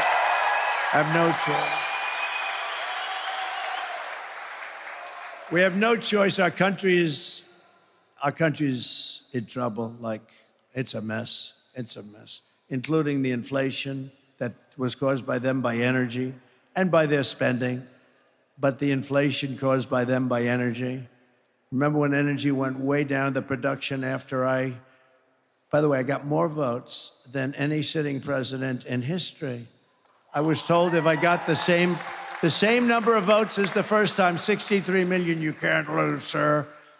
We got many millions of votes more than that. Nobody's ever gotten more votes, sitting president. And they beat us by a whisker. It's the only thing they're good at. They're good at cheating in elections. They're good at nothing else, believe me. They're certainly not good at policy. By the way, she changed every policy. She had 15 policies that she changed. She was against fracking. She was against everything. And she changed everything because you couldn't get elected, right? And she was the last one. She was the last one online. You know, whether you like Biden or not, he got 14 million votes and he won the primaries. And then they came to him, Nancy Pelosi, crazy Nancy. She came to him. She's nuts. By the way, did you see yesterday, 2 days ago? So I'm not much into this stuff, but Visa crashed because the government went after. The government filed a big suit against Visa. Nancy and her husband sold their stock the day before it was announced. Nancy Pelosi. So why don't we get some AG somewhere like in a Republican territory? And why don't we get them to do a little investigation? Sold the Visa stock. Are you listening? They're probably turning off the cameras now. They don't want to report.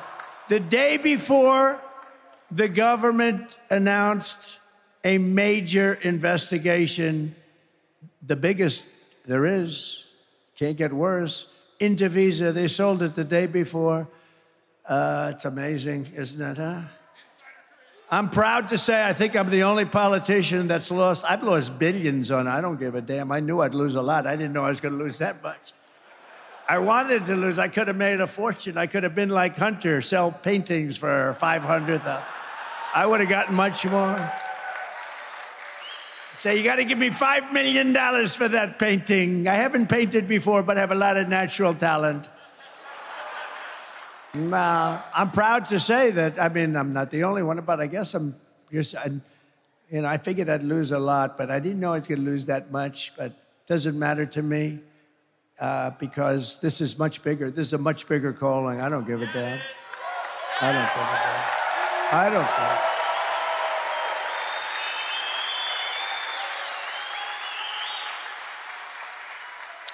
Before going further, I want to send our love and support to all of the people in Florida, Georgia, South Carolina, North Carolina, Alabama, and all of the other states who have been really hit hard by that very large hurricane. How was that big one? A very large hurricane this week. We're with you all the way, and if we were there, we'd be helping you, and you'll be okay. 39 days from now, we're going to win Michigan. We're going to defeat Comrade Kamala Harris, who's a Marxist communist. And quite simply, we are going to make America great again. And make America great.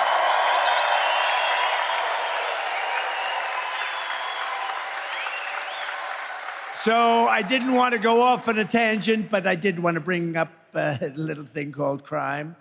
But we're really here today to talk about bringing jobs and manufacturing back to the great state of Michigan and really to our country, our whole country. And I want to thank, just met him, a great gentleman. He came here, he said, because of me in 2017 from the Netherlands, great guy, great successful businessman. Bodewine Hauser, thank you very much. He's a big guy, too, and his beautiful wife. Stand up, please. Please, stand up. Good-looking couple. Good-looking. Good man, right? Yes? They're all saying. They better say yes. They won't be here tomorrow if they don't. No, he's great. He's done a great job. He actually said he came here because of me. He came to the country because of me, opened this, and it was very successful. And I imagine still is, but he said it's a big difference now between the first days during the Trump administration for 4 years, 3 years that you were open during the Trump administration. Now he says the interest rates are way up and inflation has been very devastating, which it is for everybody. But we'll make it even more successful than the first 3 or 4 years you had, okay? Or more successful. And for generations, this state was the beating heart of American industry, and you gave the world General Motors, Ford, Chrysler, Dow Chemical, General Dynamics, and other giants of American industry and might, and then you see what's happened to so many of them because of stupid politicians largely, and stupid people that ran the companies into the ground. They didn't know what the hell they were doing. It doesn't take much. It only takes one bad executive at the top. But then foolish and corrupt politicians forced Michigan workers to watch as the jobs in the factories were leached from Grand Rapids and Detroit and Lansing and Flint and sent to foreign lands way far away, not only China in particular, but all over.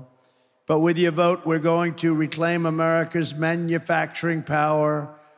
And basically, we're going to do what they do. We have to get the senators to agree. I think we have no problem with that, right? We're going to get the senators to allow us to do it. We're actually allowed to do it as president. We want to make it permanent. We're going to bring jobs, wealth, and pride back to Grand Rapids, back to Detroit, back to Milwaukee, and all throughout the Midwest. We're going to bring it back.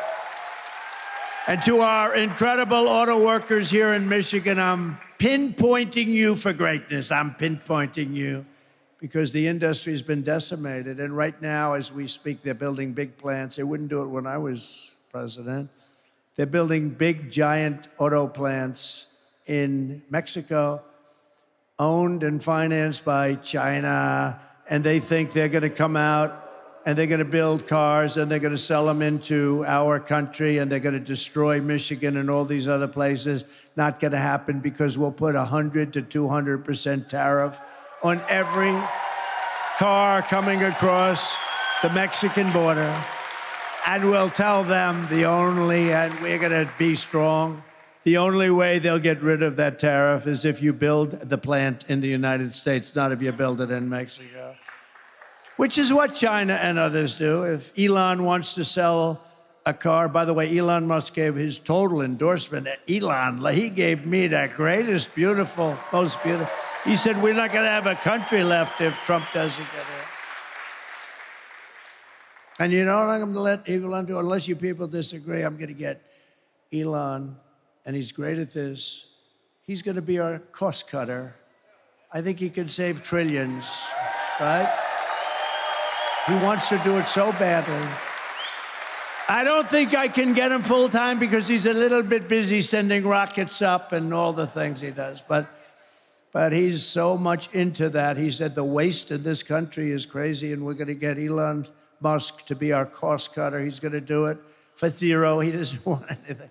But he wants to see this country be great, and he'll do it. And having his endorsement is a great endorsement. We have some really great endorsements, I will tell you that. But we'll get him involved, and mostly on that side of it, and it's going to be incredible what he'll be able to do without hurting anybody, or just waste. It's waste, fraud, and abuse. Do you ever hear the expression waste, fraud, and abuse? You get rid of that, everybody lives much better. We have a country that's really strong again. If I'm not elected, you will have no auto industry. Your industry is being taken from you like candy from a baby. I see it happening with the all-electric, and I'll tell you, electric cars are wonderful, but not for everybody. I will end the mandate on day one for all-electric cars.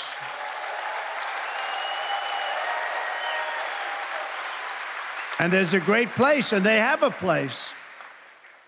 Like Tesla and others, they're fantastic, but they have a place, but not for everybody.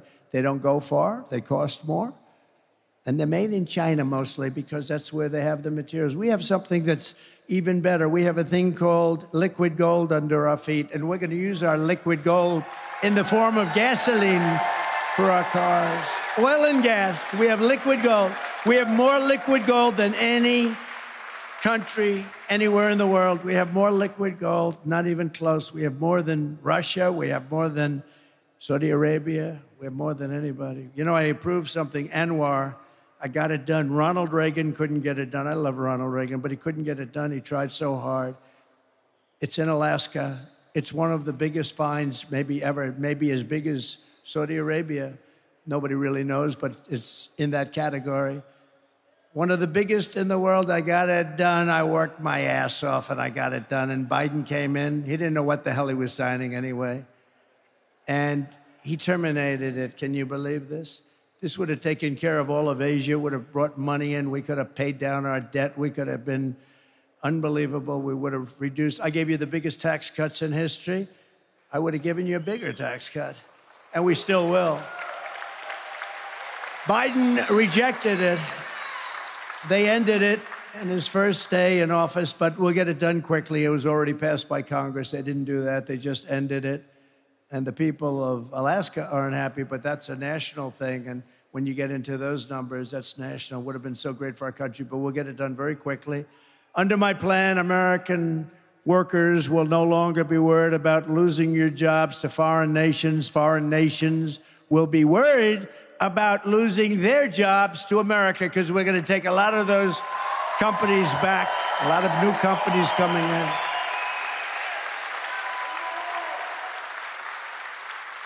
I want German car companies to be American car companies. I want them to build their cars in this country, not in Germany.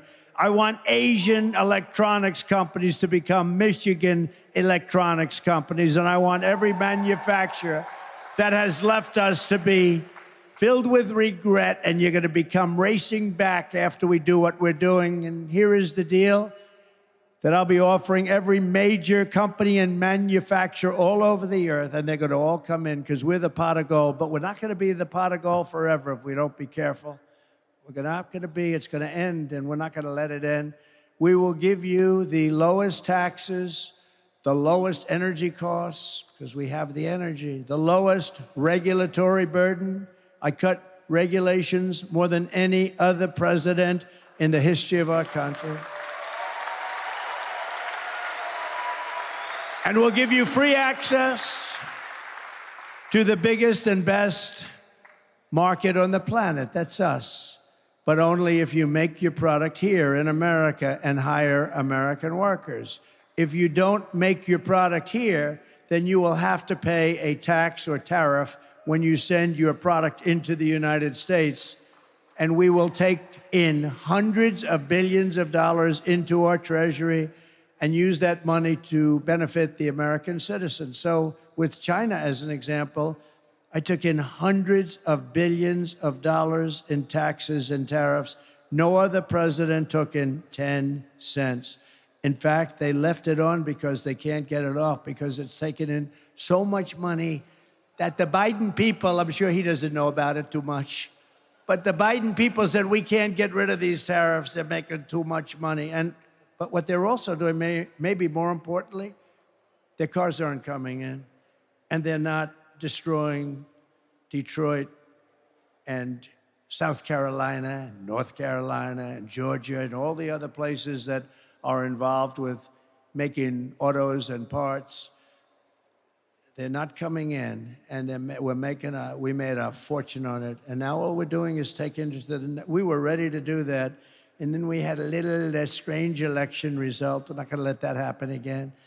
In my first term, I ended NAFTA, the worst trade deal ever made, and replaced it with the USMCA, the best trade deal ever made. I withdrew from the job-killing Trans-Pacific Partnership. By the way, if that deal would have been approved, it was negotiated by Barack Hussein Obama. Have you heard of him, Barack Hussein? Remember Rush Limbaugh?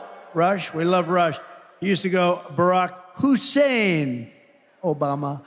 Mr. Wall, would you please stand up? Look at this guy. I got to get a suit like that.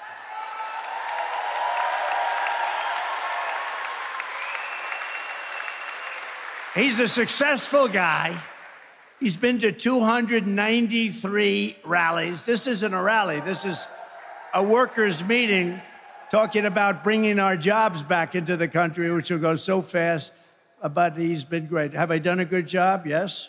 You better say yes. That's it. Thank you very much. Great guy. I renegotiated Barack Obama's Korea trade deal, which was a disaster, to restore the protective tariff on foreign pickup trucks. You know, the pickup trucks is where the car companies make most of their money, because we put on a tariff and we kept the tariff, and therefore they can't compete with us in our country. And we actually make pickup trucks in this country.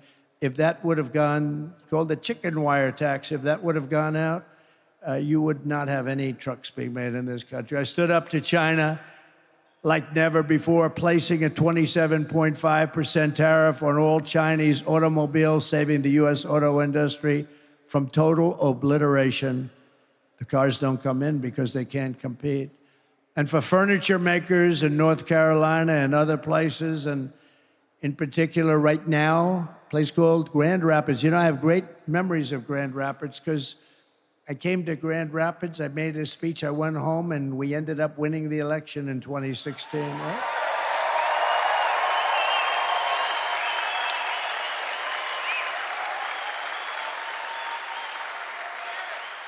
But I put a 22% tariff on Chinese furniture. They were destroying North Carolina. They were destroying your furniture areas where you have a lot. Just absolutely destroying. And you make better furniture, by the way. I bought a lot of furniture. I'd go here, I'd go down to with hotels. As I built hotels, I'd buy furniture. I'd go do it myself. People don't believe it. Well, you really buying furniture? Yeah, I'm buying furniture, a lot of it. But I'd go, and it was like North Carolina was the furniture capital of the world. And then it was decimated by China because politicians allowed that to happen. It should have never been allowed to happen. We're going to bring all those companies back, and then we're putting a tariff on China. We're selling their furniture here so that these people can make their furniture. They're better than anyone else. I bought some of that Chinese furniture, and people would sit down in a chair, and the chair would break, and they'd end up on their ass, and then they'd sue me. I never had that with North Carolina. I never had it with Grand Rapids. No, it's true.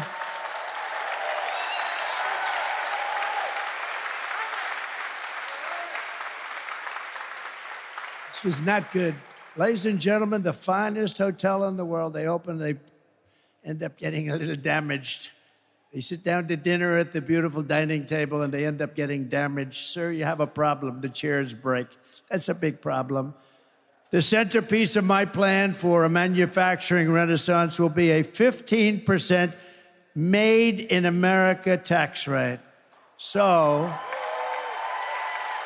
pretty simple. So listen to how simple it is and how good it will be. It'll totally turn our country around, and we'll be a profit-making machine instead of a disaster like we are right now with $36 trillion in debt.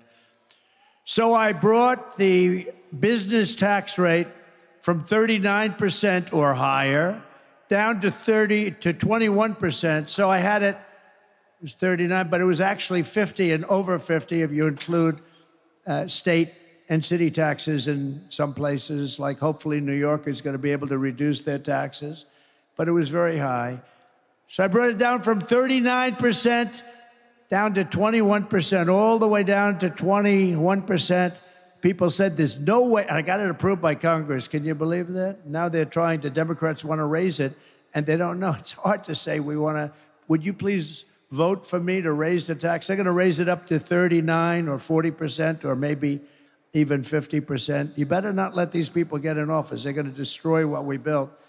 And we did more business and created more jobs than ever before in history with a 21% rate as opposed to a 39% rate.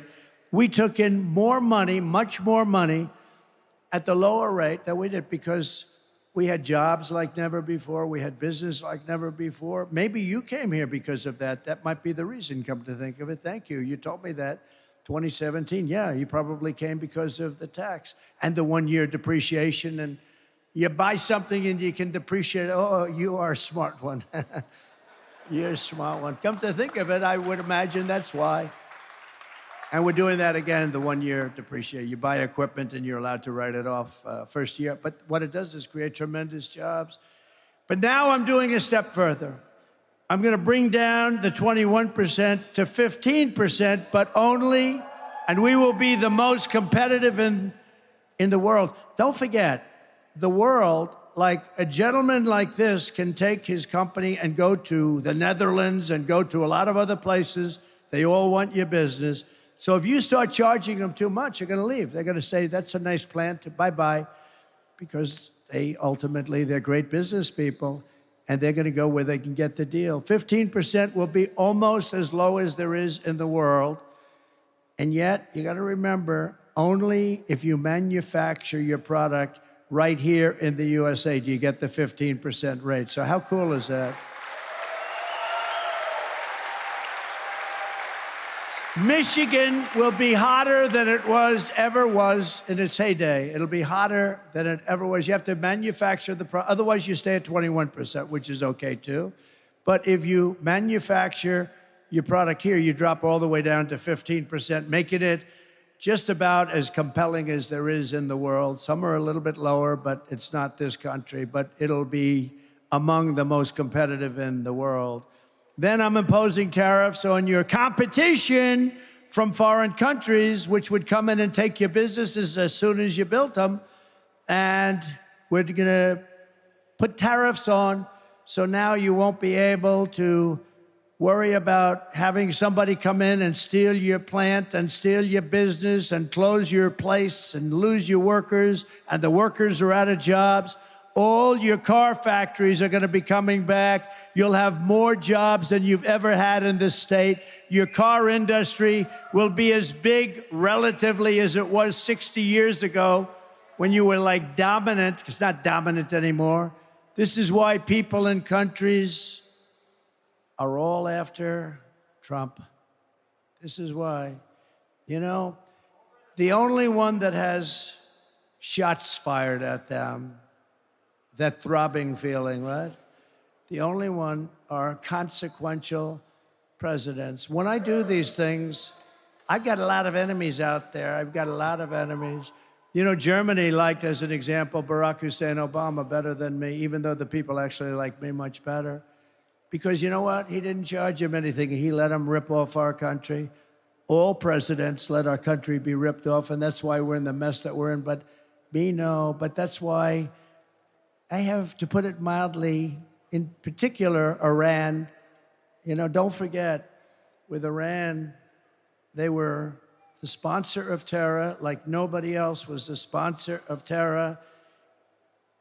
And they were broke under the Trump administration because I put all sorts of sanctions on. I put all sorts of countries couldn't buy their oil or they couldn't do business in the United States. And all I wanted was one thing, because I wasn't looking to hurt them. I know many Iranian people, they're great people, very smart people, but I didn't want them to have a nuclear weapon. They can't have a nuclear weapon.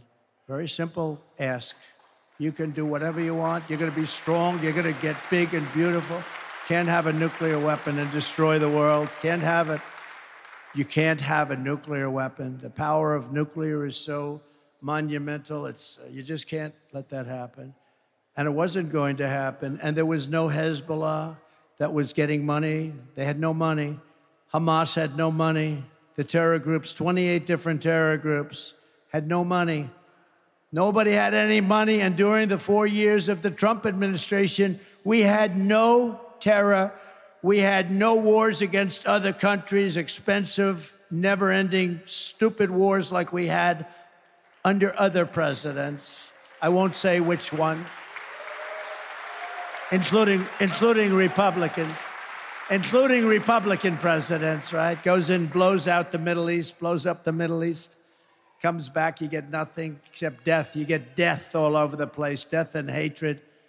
Actually, they should like me more than anybody ever, but you had no wars under Trump except I defeated ISIS, which had already begun. I defeated ISIS, took 100% of the ISIS caliphate, 100%.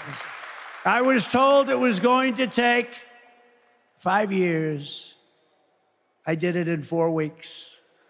We have the greatest military in the world, but you have to understand, you can't be so politically correct. But we did it in 4 weeks. ISIS was gone, 100% of the ISIS caliphate, and some of you have had the story, but I don't have enough time to tell you the story because I have to be someplace else making the same damn speech in a little while. I'll tell you the story the next time. I promise. I'll tell you the story, Mike, the next time. Will you come up here, Mr. Senator? Come up here real fast. Come on. I got to get you up. This is a man who's going to be one of the best senators, toughest senator, and great for you. And I hear your poll numbers are looking good. Will you say a quick hello so I don't have to go through this process in 15 minutes? Yes, sir, Mr. President. Well, thank you, Mr. President, for being here. How about that?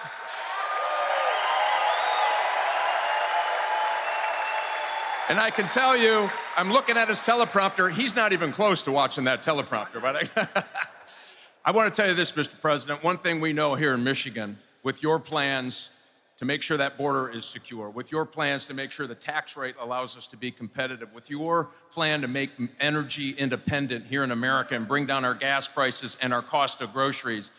These folks right here were ahead of you.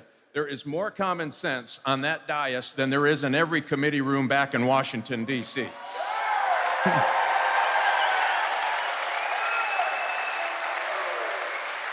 And I'll give you a little, we had some hot off the press information yesterday, Mr. President. 5,000 auto dealers. Your opponent, Kamala Harris, has been saying really wasn't an EV mandate. 5,000 auto dealers who are feeling the heat from this EV mandate said, nope, you're killing our business, you're killing the automobile industry, you must end the EV mandate. With you in Washington, we're gonna get that done. Thanks for being here, Mr. President.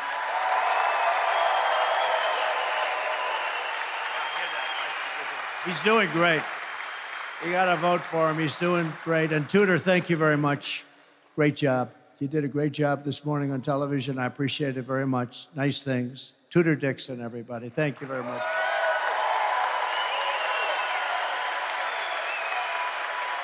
But if Kamala Harris gets in, every single manufacturing job in this state is going to Mexico or going to China. And Mexico is a very big threat, by the way.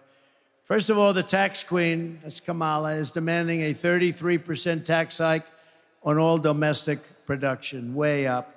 It's going to be much higher than that, by the way. Next, she wants the largest capital gains tax in the history of our country. And then she's promising a brand new wealth confiscation tax called unrealized capital gain. That means that if your company's doing great and your company's gotten really valuable, but you might be a little tight on cash and you have no intention of selling your company. You do an appraisal of what your company is worth and you have to pay a tax on it. So now you go to a bank and you borrow the money and your company goes out of business and that's the end of your company. Can you imagine that? Unrealized. In other words, you don't sell. Your company got more valuable and you're putting more and more money into your company and that's okay.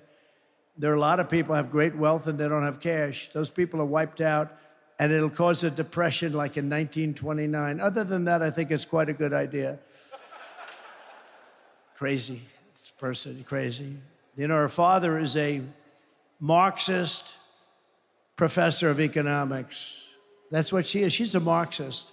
And we are not ready for a Marxist, and we will never be ready for a Marxist or a communist president, which is what she is.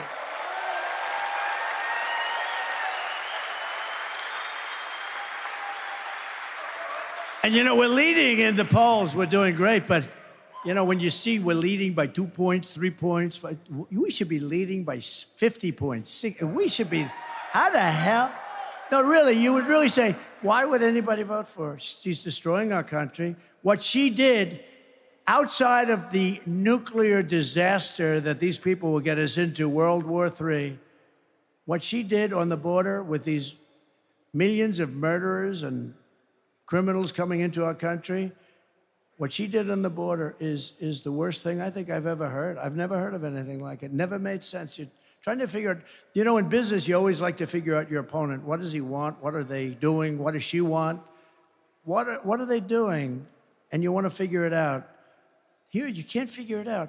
Like, why do they want open borders? Why do they want men playing in women's sports? Why does Kamala want to give transgender operations to convicted illegal migrants coming in and staying in detention cells? She said, we will give them sex change operations. Now, somebody would look at me and say, that's crazy. I'm sure that that's not true. No, it's 100% true. She wants to give them, they're in a detention cell, and a man wants to transition into womanhood, and she is willing to do that and give very expensive operations, by the way, hundreds of thousands of dollars. But if you want that, she will give you a transgender operation. Are we crazy? Are we crazy? Now, how about, and also, all of these people, she wants to defund the police. You know, she is one of the originals for defund the police. I say anybody that wants to defund the police is not qualified and shouldn't be allowed to even run for president of the United States.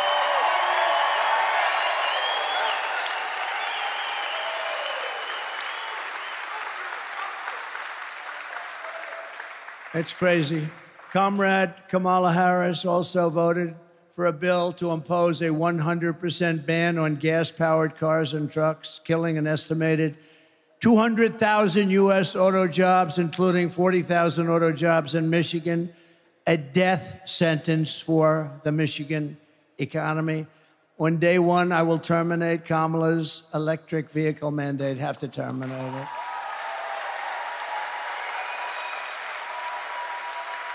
And remember, the electric car has a great place, but not for everybody, okay? Not for everybody. No state in America will be permitted to ban gasoline engines. You want gasoline, nice, clean gasoline. We have the best, we have the most. You know, we want to use something that China has that we don't. It's crazy, right? They have certain minerals, they have control of what you need for the batteries, and we really don't, but we will have. A lot of what we have is stopped because of the environment.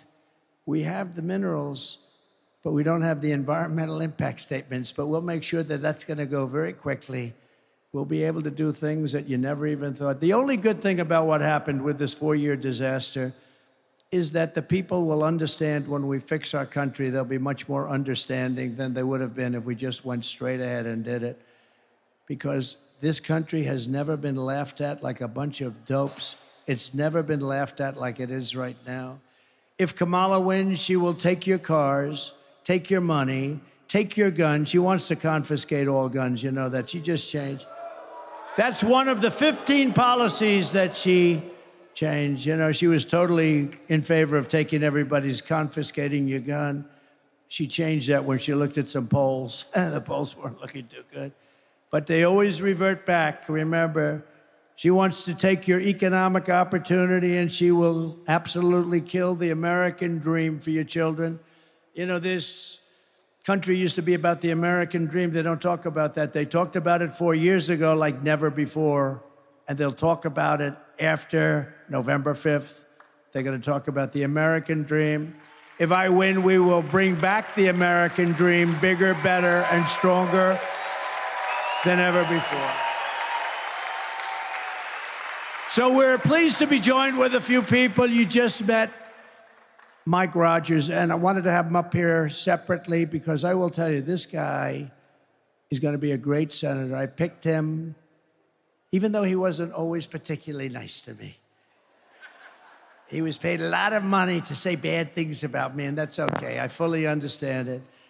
But he's been great, and he's got great gravitas, and I think he might even be leading in the poll by a little bit. He's tough as hell, and he's good, and he's got the whole deal going, and I had a lot of choices. I had choices of people that were lovely to me, so nice, but I wanted to pick somebody that could be, number one, a great senator, number two, could win, and I just want to thank you. You've been really working hard, and I appreciate it, and I appreciate Tudor Dixon very much also, job you've done.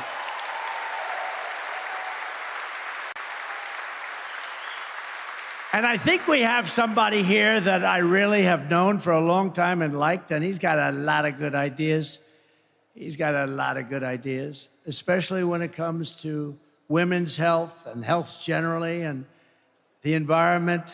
I'm going to watch him a little bit on the environment, though, if you don't mind. Health, I don't think I'm going to watch him much at all because he's really good. So is Robert F. Kennedy Jr. here?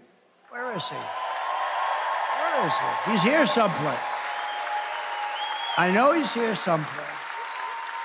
RFK Jr. And he's a big part of what we're doing. And he does have great ideas. And getting a Kennedy to endorse a Trump Republican, that was a big deal, right? Good deal. He's a good man. He's a good man, and he's doing a real job, and he really does have some amazing views, to my way of, especially on health of people. Representatives John Molinar Where's John? He's around here. So, hi, John. Good job you're doing. Very good. Simple job in Congress, isn't it, John? Great job. Bill Heisinger. Bill Heisinger. Bill, thank you, Bill. Good job. Looking good. Thank you, Bill. Great job. Jack Bergman. Jack, thank you, Jack. You got warriors. You got warriors here. Tim Wahlberg. Tim, thank you.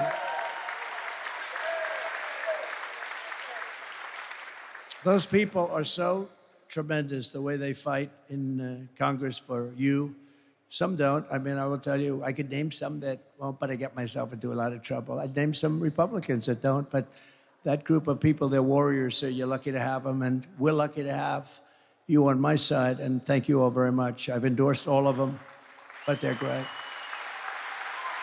Thank you very much, fellas. Real warriors. Michigan Senate Republican leader, Eric Nesbitt. Eric? Thank you, Eric. Good job. How are we doing? I hear good. Good. He said we're winning. That's good. We got to win. By the way, we win Michigan, we win the whole thing. Like in 2016. Got to vote. Also, House Republican leader Matt Hall. Matt. Thank you, Matt. Good. Good job. Thank you very much. Really good job. So I just want to thank them, but I want to thank everybody for being here today. It's been great. We have early absentee mail-in voting in your state. Starts this week.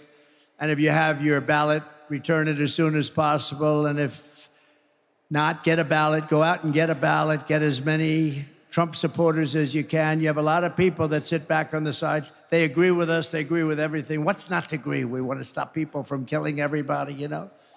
We have pretty basic policies, right? Low taxes, good education, strong border, all these different things, common sense things. We don't want to have, you know, in the Olympics, I don't know if you saw that, in the Olympics, I didn't even realize that they have women now, boxers, right? They're boxing for women. And a young, beautiful woman from Italy was boxing a person that transitioned. I've got the language perfect, because if I say it a little bit incorrectly, it could mean the end of my campaign. We have to be extremely careful. Like if you dare to say, gee, that's a beautiful woman, you say it very nicely. That's the end of your campaign. You're out of politics. You have to be very careful. So I never see beauty anymore. I never see beauty. But you have this young woman from Italy, and she's fighting, and she's a champion fighter against women. And she's fighting in the first match of the Olympics. And she happens to get unlucky enough to meet somebody who transitioned from male to female and got into the Olympics. Two people did. 2 people were able to get in. By the way, I don't want to upset the story, but they each won a gold medal, okay? Different weight classes. 2 people transitioned from male to woman. Each one won the gold medal. But this young Italian girl, she's in there. She's going to show her mom how good she is. She's going to say, I don't care if he transitioned, Mom. I'm so tough. I can take her. I can take her. And she gets up and she puts up her fists. And he goes, for those that don't know too much about boxing, but I love it. I love UFC. I love Dana White. Has Dana White done a great job? Dana White, what a job. But she puts up her, and you know, a left is sort of to keep them away. She gets hit with a left, just a little dumb. Whoa. She looks around. Holy much, I just got hit by a horse. Goes back to her corner. Said, I've never seen this before. I've watched a lot of this stuff. And goes back to her corner, and they say, go out there, you can do it, go out there. Okay, I'll go out.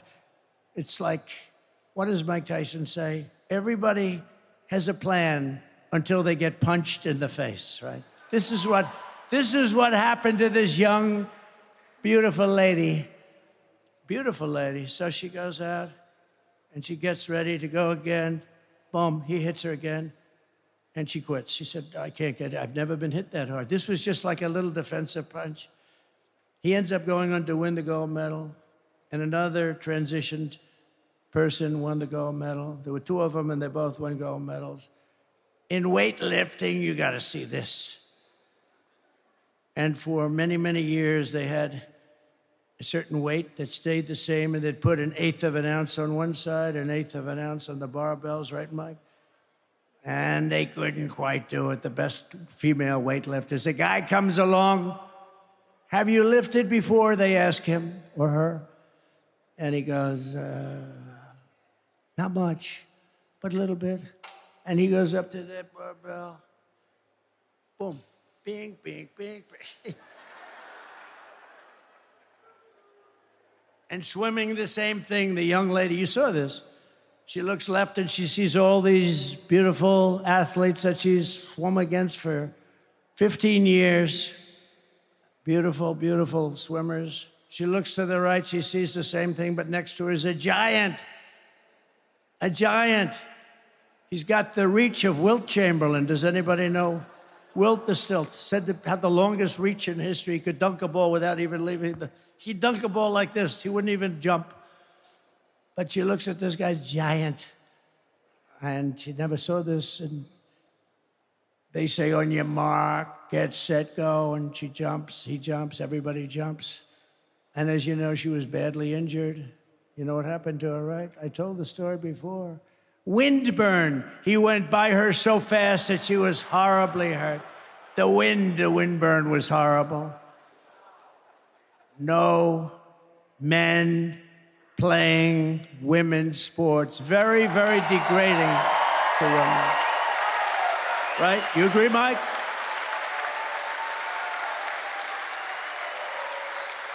So just to finish up, starting on day one, we will end inflation and make America affordable again.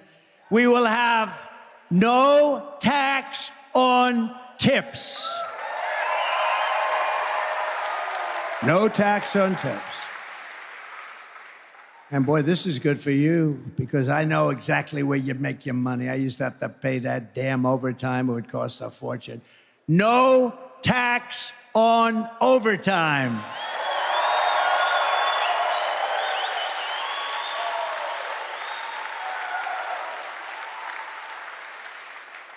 And no tax on Social Security for seniors. Because you've been devastated. You've been devastated by inflation, seniors. For the seniors, no tax on Social Security benefits. So that's it. And by the way, I want to explain something. The people that you see leaving, because nobody ever leaves. And when they do, I finish up quick, believe me. But I couldn't take pictures at the beginning. So I take them at the end sometimes. If I'm late, the plane gets late, you get delayed, lots of things happen. There's a little hurricane going on in Florida, as you know. And so what they do is they say, oh, please come up now at the end of my speech. I said, don't do that. Because it looks like they're leaving, like your husband who owns this place. He's not leaving. He likes Trump very much. He made a lot of money because of Trump, right? Right? But these stupid people that are with me sometimes, they say, come on back. 30 people, they get up and they go back, and they're all lined up in the back waiting for me to take a picture because I couldn't do it before. Because I didn't want to keep you waiting because you're much more important than the wealthy people back there. You're much more important to me than those people. He said, don't do that anymore, but they don't learn their lesson. But we are going to be late for something, but who cares? And while working Americans catch up, we're going to put a temporary cap on credit card interest rates at 10%. Some people are paying 24%.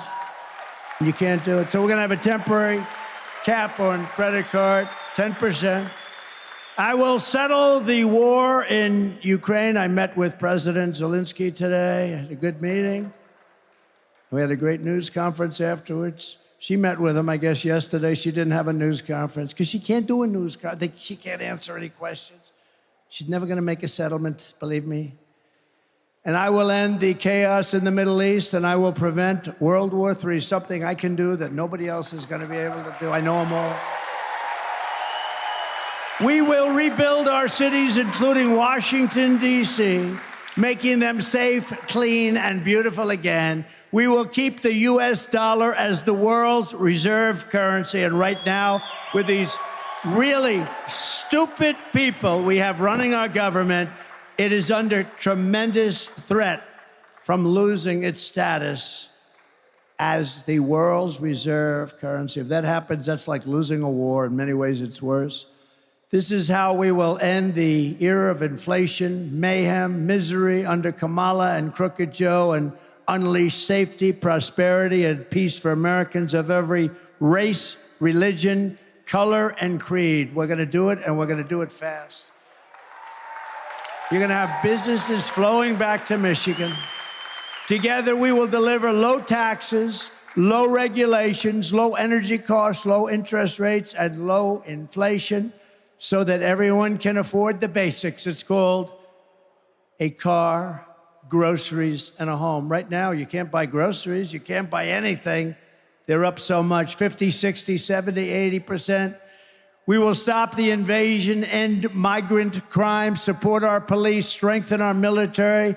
And I already rebuilt the military. They gave about $85 billion to Afghanistan, right? How about that one?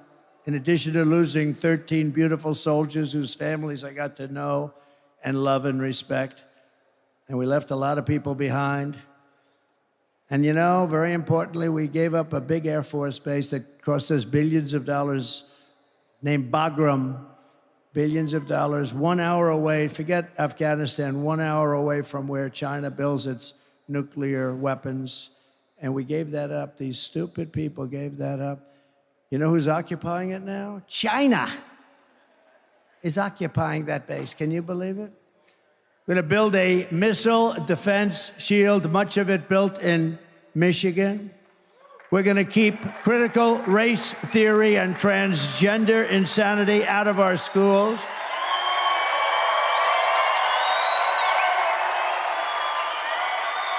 And no men in women's sports again. We will defend the Second Amendment, restore free speech, and we will secure our elections. We are going to make our elections safe and secure. Everyone will prosper, every family will thrive, and every day will be filled with opportunity and hope. But for that to happen, we must defeat Comrade Kamala Harris. And we must stop her country-destroying liberal agenda once and for all. She's beyond liberal, by the way. Early absentee voting is underway, so go vote right now. You can do it right now. We want a landslide that is too big to rig, right? Too big to rig.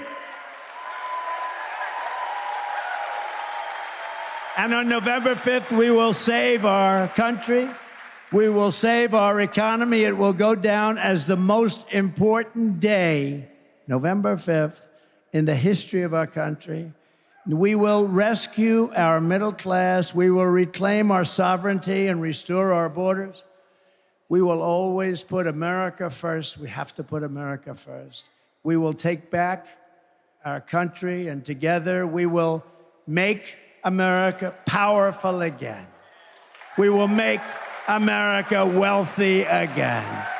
We will make America healthy with Bobby again.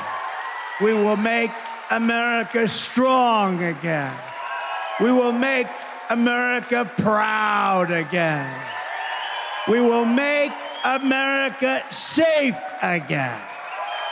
We will make America free again. And we will make America great again.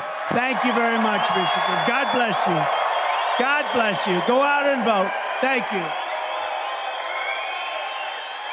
Thank you very much. Thank you. Go out and vote.